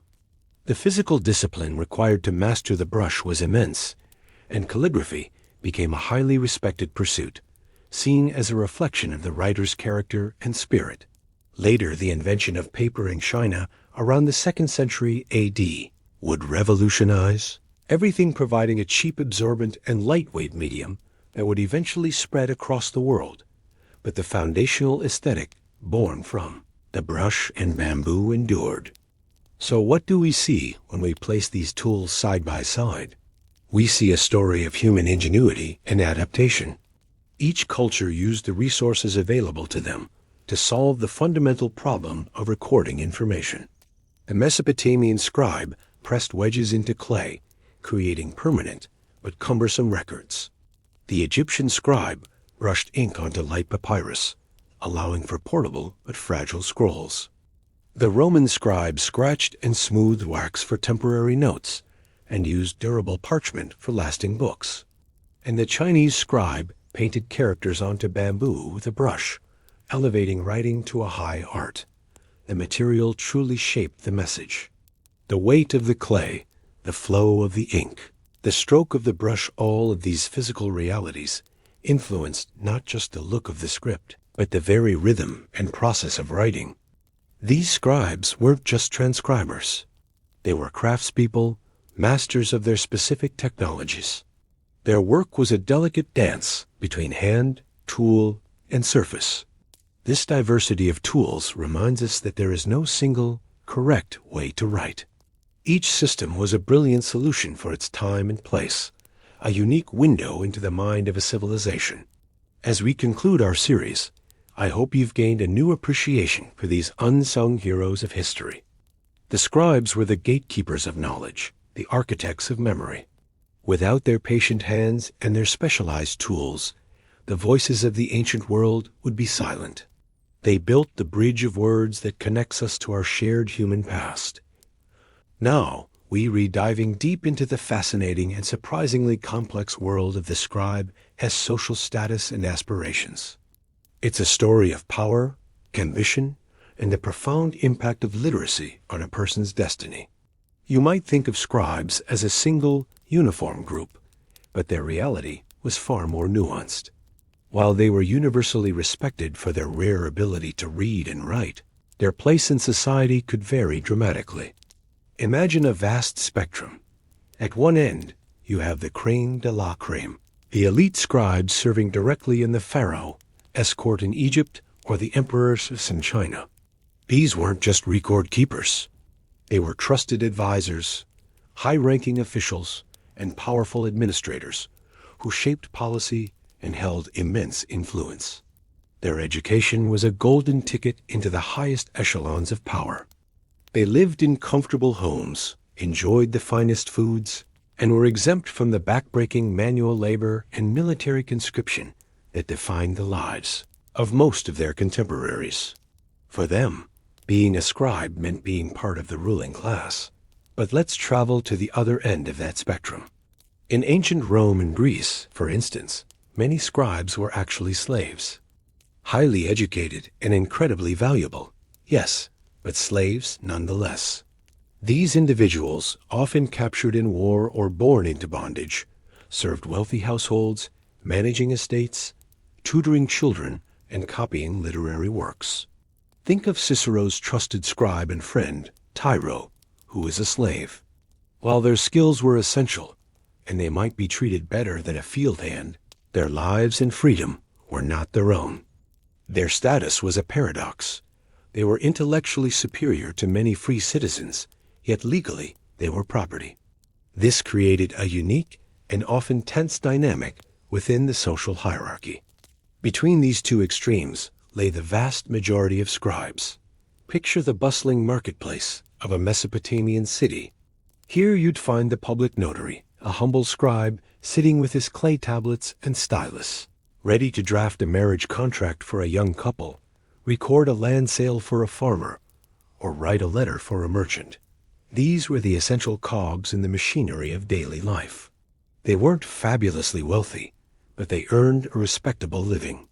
Their literacy set them apart, affording them a level of respect and a stable career that was the envy of many. They were the educated middle class of the ancient world. Then there were the temple scribes, who occupied a special, almost sacred position. In societies like ancient Egypt or the Mayan civilization, temples were not just places of worship. They were massive economic and administrative centers. Temple scribes managed vast agricultural lands, oversaw offerings, and most importantly, copied and preserved sacred texts. They were the guardians of divine knowledge and cultural memory. This role came with significant prestige and security. They were part of a powerful religious institution that often rivaled the state itself. Their work was seen as a sacred duty, ensuring the cosmic order was maintained and the gods were appeased. Their lives were structured and secure, dedicated to both bureaucracy and belief. So, what did these scribes hope for? What were their aspirations? Regardless of their starting point, the path of a scribe was almost always a path of upward mobility. The son of a humble farmer in Egypt, who managed to get into a scribal school, had a chance to escape a life of hard labor and enter the world of administration. His aspiration wasn't just to make a living, but to elevate his entire family's standing for generations to come. We have texts, like the Egyptian satire of the trades, where a father advises his son to become a scribe, because it is the greatest of all professions, free from the dirt, pain, and uncertainty of manual jobs. The pride they took in their craft is palpable. A beautifully executed cuneiform tablet or a perfectly penned hieroglyphic papyrus was a testament to their skill and discipline. It was their art. This pride often translated into ambition. A junior scribe in a government office might dream of catching the eye of a senior official, hoping his neat hand and quick mind would lead to a promotion. From managing a small granary, he might aspire to oversee an entire province. From a local courthouse, he might hope for a position in the capital. Their education gave them the tools not just to record the world, but to navigate and climb within it. They understood how power worked, because they were the ones writing its rules, its laws, and its records. This intimate knowledge of the system gave them a unique advantage. Even the enslaved scribe was not without hope. Through loyal service and indispensable skill, some were able to earn their freedom, a process known as manumission. An educated, freed slave could become an incredibly successful figure, perhaps managing their former master's business or setting up their own enterprise.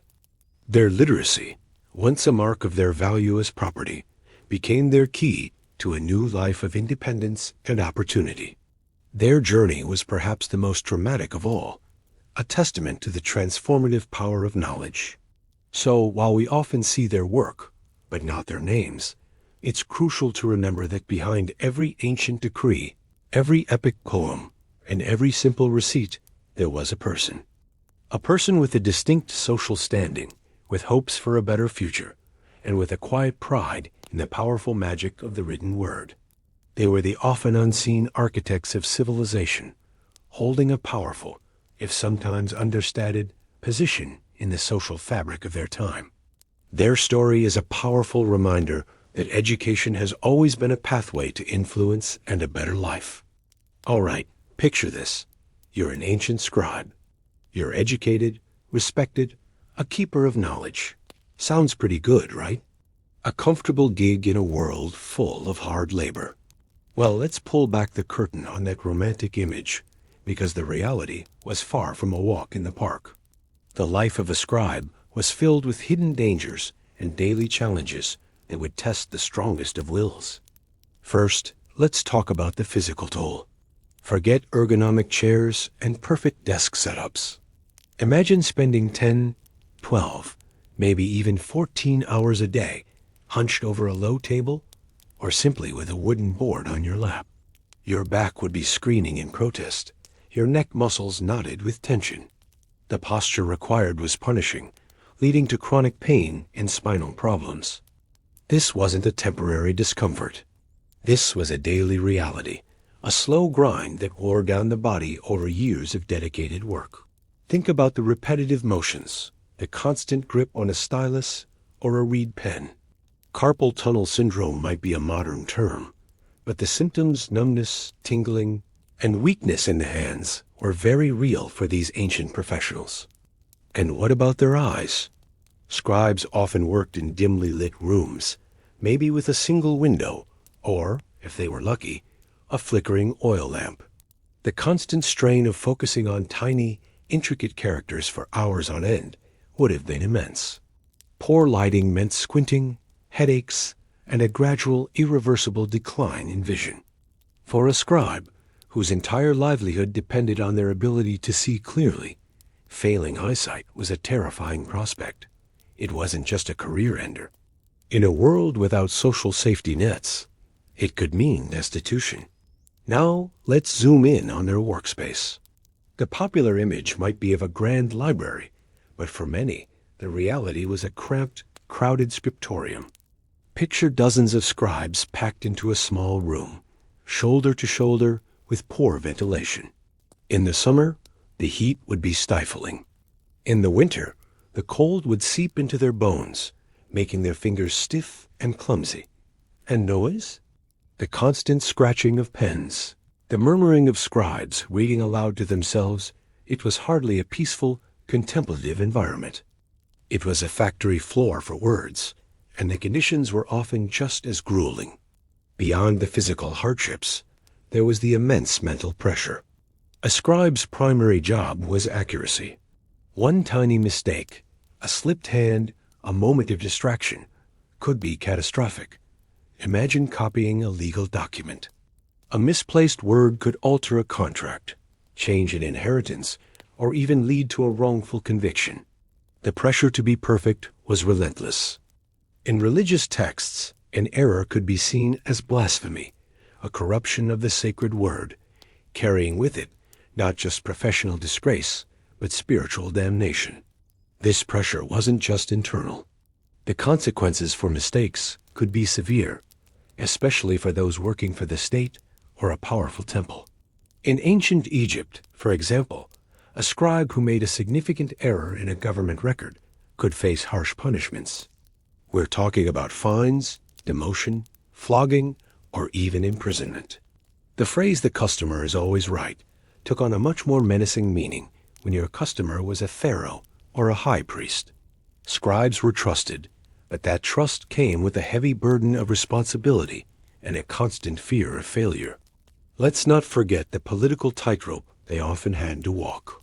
Scribes were the gatekeepers of information, and that made them powerful. But power is a double-edged sword. In the cutthroat world of ancient courts and bureaucracies, a scribe could easily get caught in the middle of political intrigue. They knew who owed what debts, who was plotting against whom, and where the bodies were buried, sometimes literally. This knowledge made them valuable, but it also made them targets. A scribe who knew too much could be seen as a threat.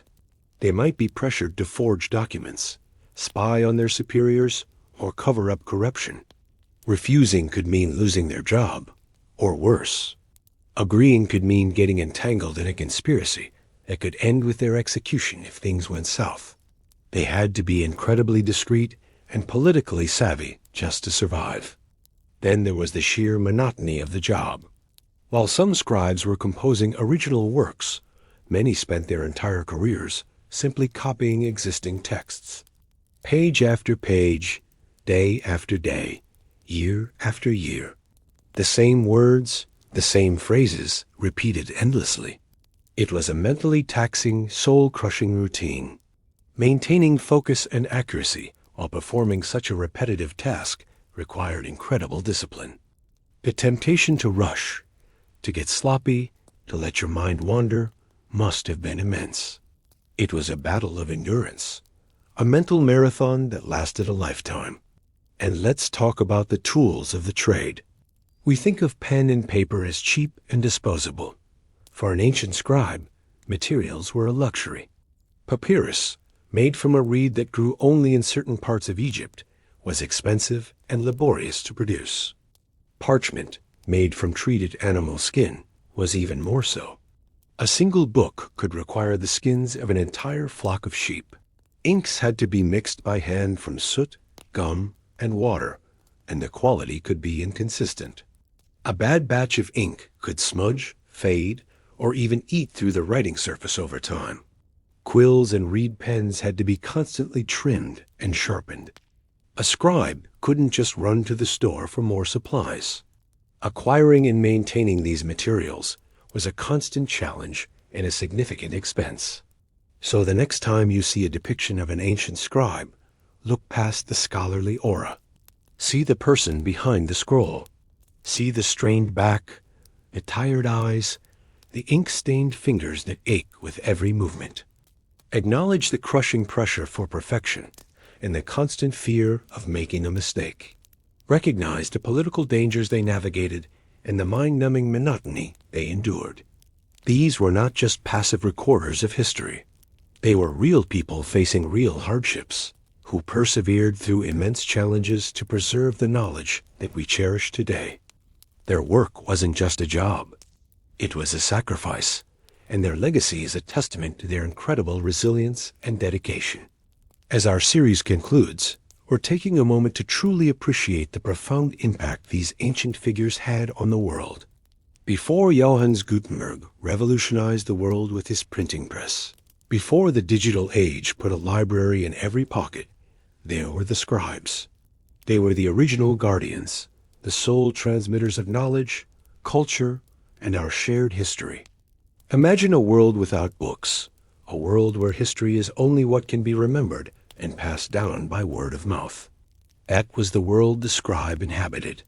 With incredible patience and dedication, they meticulously copied texts, character by character, line by line.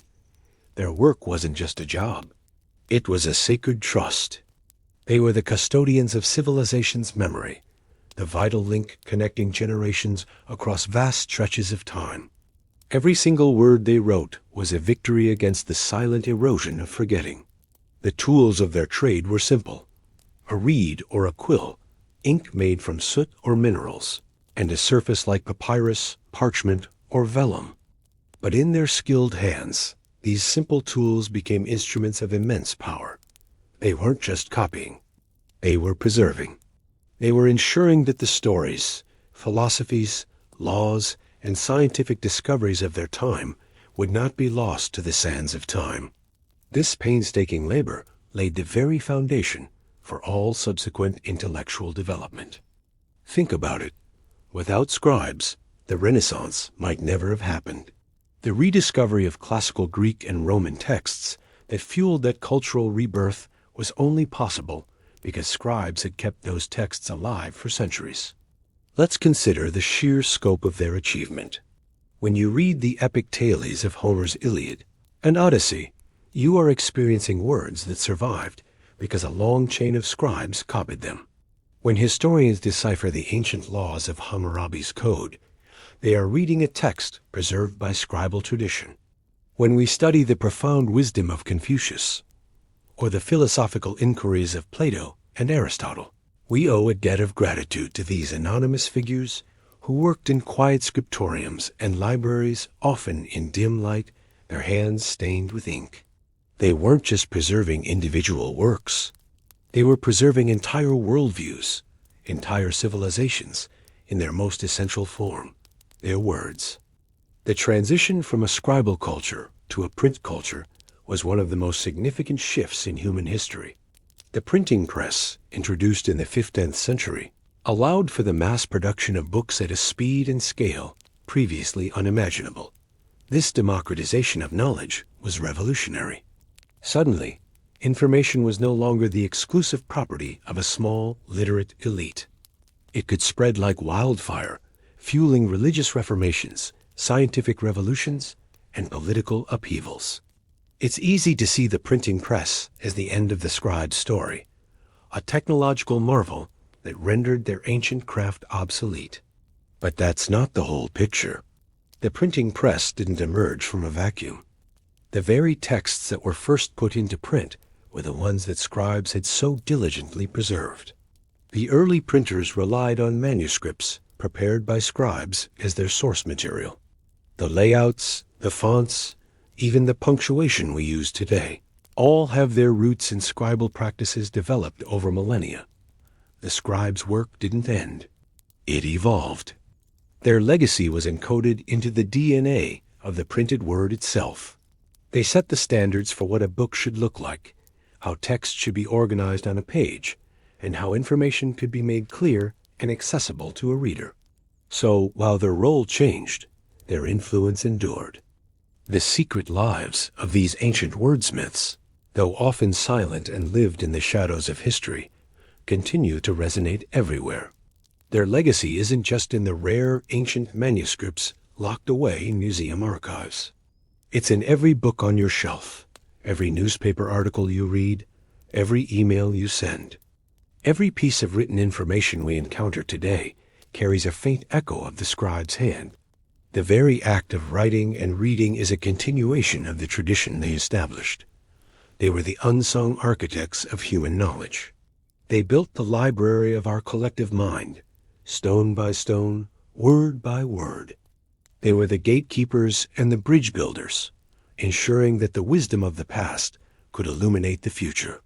Their contribution is so fundamental, so woven into the fabric of our world, that it's easy to overlook. But without their quiet, tireless dedication, our world would be immeasurably poorer, darker, and more ignorant. They ensured that humanity would have a written past, a documented present, and the tools to build an informed future. As we close this series, let's take a moment to honor these invisible giants of history. The next time you pick up a book or scroll through a document on your screen, remember the long line of scribes stretching back through time. Remember the hands that held the quills, the eyes that strained in the candlelight, and the unwavering commitment that kept the flame of knowledge alive through dark and turbulent centuries. Their gift is the written word itself, and it is a gift that keeps on giving, enriching our lives in countless ways every single day. And so, we arrive at the final chapter of our journey, the conclusion of our 5-part series, The Secret Lives of Ancient Scribes. Over the past few weeks, we've traveled across continents and millennia, peeling back the layers of time to uncover the stories of the men and women who, quite literally, wrote history. I hope this exploration has given you a newfound and profound appreciation for these often unseen architects of human civilization. When we think of the ancient world, we often picture towering pyramids, grand amphitheaters, or epic battles. But behind all these monumental achievements, behind every law, every poem, every royal decree, there was a scribe. They were the essential, yet often invisible, cogs in the great machine of history. Their world wasn't one of swords and crowns, but of ink and clay, of papyrus and parchment. It was a world of quiet diligence, immense focus, and unwavering dedication. Let's take a moment to retrace our steps. Our story began in Mesopotamia, the cradle of civilization, where we witnessed the birth of writing itself. We saw how the simple act of pressing a reed stylus into wet clay evolved into the complex cuneiform script. We imagined the scribal schools, the Edubbas, where young boys spent years mastering hundreds of signs, their days filled with the repetitive, laborious task of creating wedge marks that recorded everything from grain harvests to epic poems like Gilgamesh. These weren't just record keepers. They were the administrators, the lawyers, and the librarians of their time. Their work on clay tablets, heavy and fragile, was the foundation upon which complex society was built. Without them, the intricate tapestry of Mesopotamian life would have unraveled into myth and memory. From the Fertile Crescent, we journeyed to the banks of the Nile, to the majestic land of the pharaohs. Here, we encountered the Egyptian scribe, a figure of immense respect and privilege. Remember the famous statue of the seated scribe in the Louvre? His alert posture, his focused gaze, his hands poised to write, it's a powerful symbol of the intellectual power he wielded. The Egyptian scribe mastered the beautiful and intricate art of hieroglyphs, the sacred carvings. They believed their writing was a gift from the god Thoth, and they used it to record the deeds of pharaohs, to inscribe magical spells in tombs for the afterlife, and to manage the vast bureaucracy of the kingdom. Working with reed brushes on papyrus scrolls, they were the vital link between the divine and the mortal, between the living and the dead. Their sacred duty ensured that the glory of Egypt would not be fleeting, but would be preserved for eternity. Their work allows us, thousands of years later, to read their prayers, understand their beliefs, and feel a connection to their vibrant culture. Our travels then took us eastward, to the ancient empires of China. Here we discovered a completely different tradition, but one with the same profound respect for the written word. We learned about the scholar officials, who earned their prestigious positions through rigorous examinations based on their mastery of calligraphy and classical texts. For them, writing was not just a skill. It was an art form, a reflection of one's character and inner spirit. The delicate, flowing brushstrokes on silk scrolls or bamboo slips were seen as a dance of energy and grace. These scribes, from the anonymous archivists of the Qin dynasty, who helped standardize the script, to the court historians who meticulously documented the rise and fall of dynasties, were the guardians of a continuous cultural identity spanning millennia. They preserved the philosophical teachings of Confucius and Laozi, the poetic verses of the Tang dynasty, and the historical records that give China its unparalleled sense of a long, unbroken past. Their legacy is embedded in the very characters that are still used today, a living link to their ancient world. Finally, we sailed across the Mediterranean to the classical worlds of Greece and Rome. Here, the role of the scribe evolved yet again.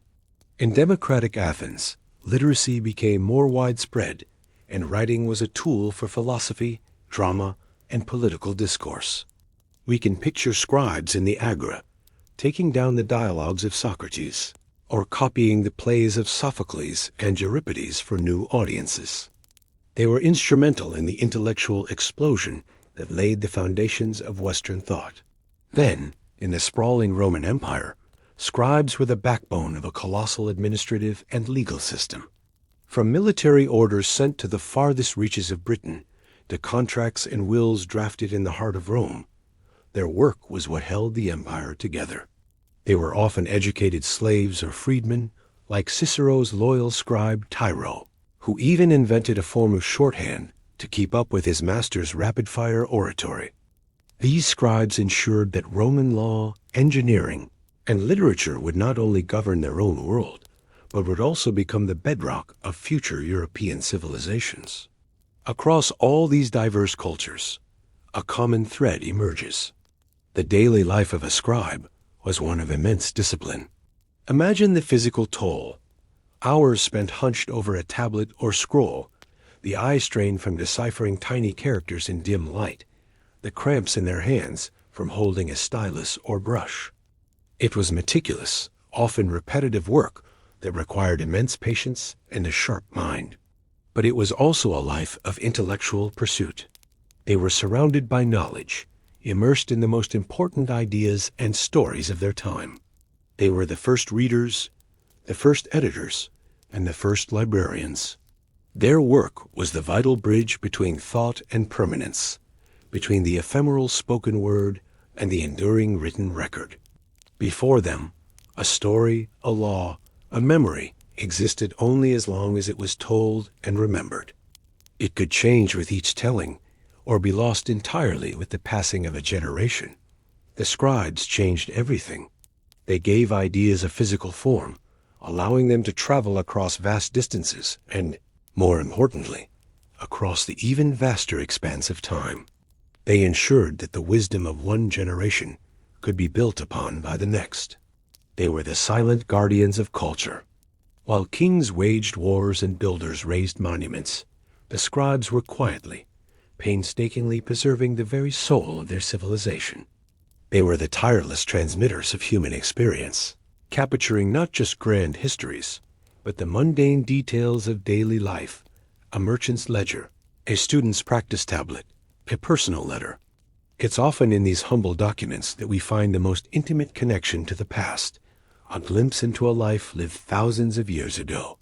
So, when we look back at the secret lives of these ancient wordsmiths, we see that while their individual lives were often humble and anonymous, their collective impact is immeasurable. They shaped the very fabric of our understanding of the past. Every ancient text we read, from the Code of Hammurabi to Plato's Republic, is a gift passed down to us through a long, unbroken chain of scribal hands. Their enduring legacy resonates through every piece of written information we encounter today, from the books on our shelves to the words on this very screen. The world of the ancient scribe was one of shadows and silence, but their work brought light and voice to the ages. They didn't just copy history. They assured it would have a future. They are the unsung heroes of our collective human story. Thank you so much for joining us on this deep dive into the hidden world of those who truly wrote history.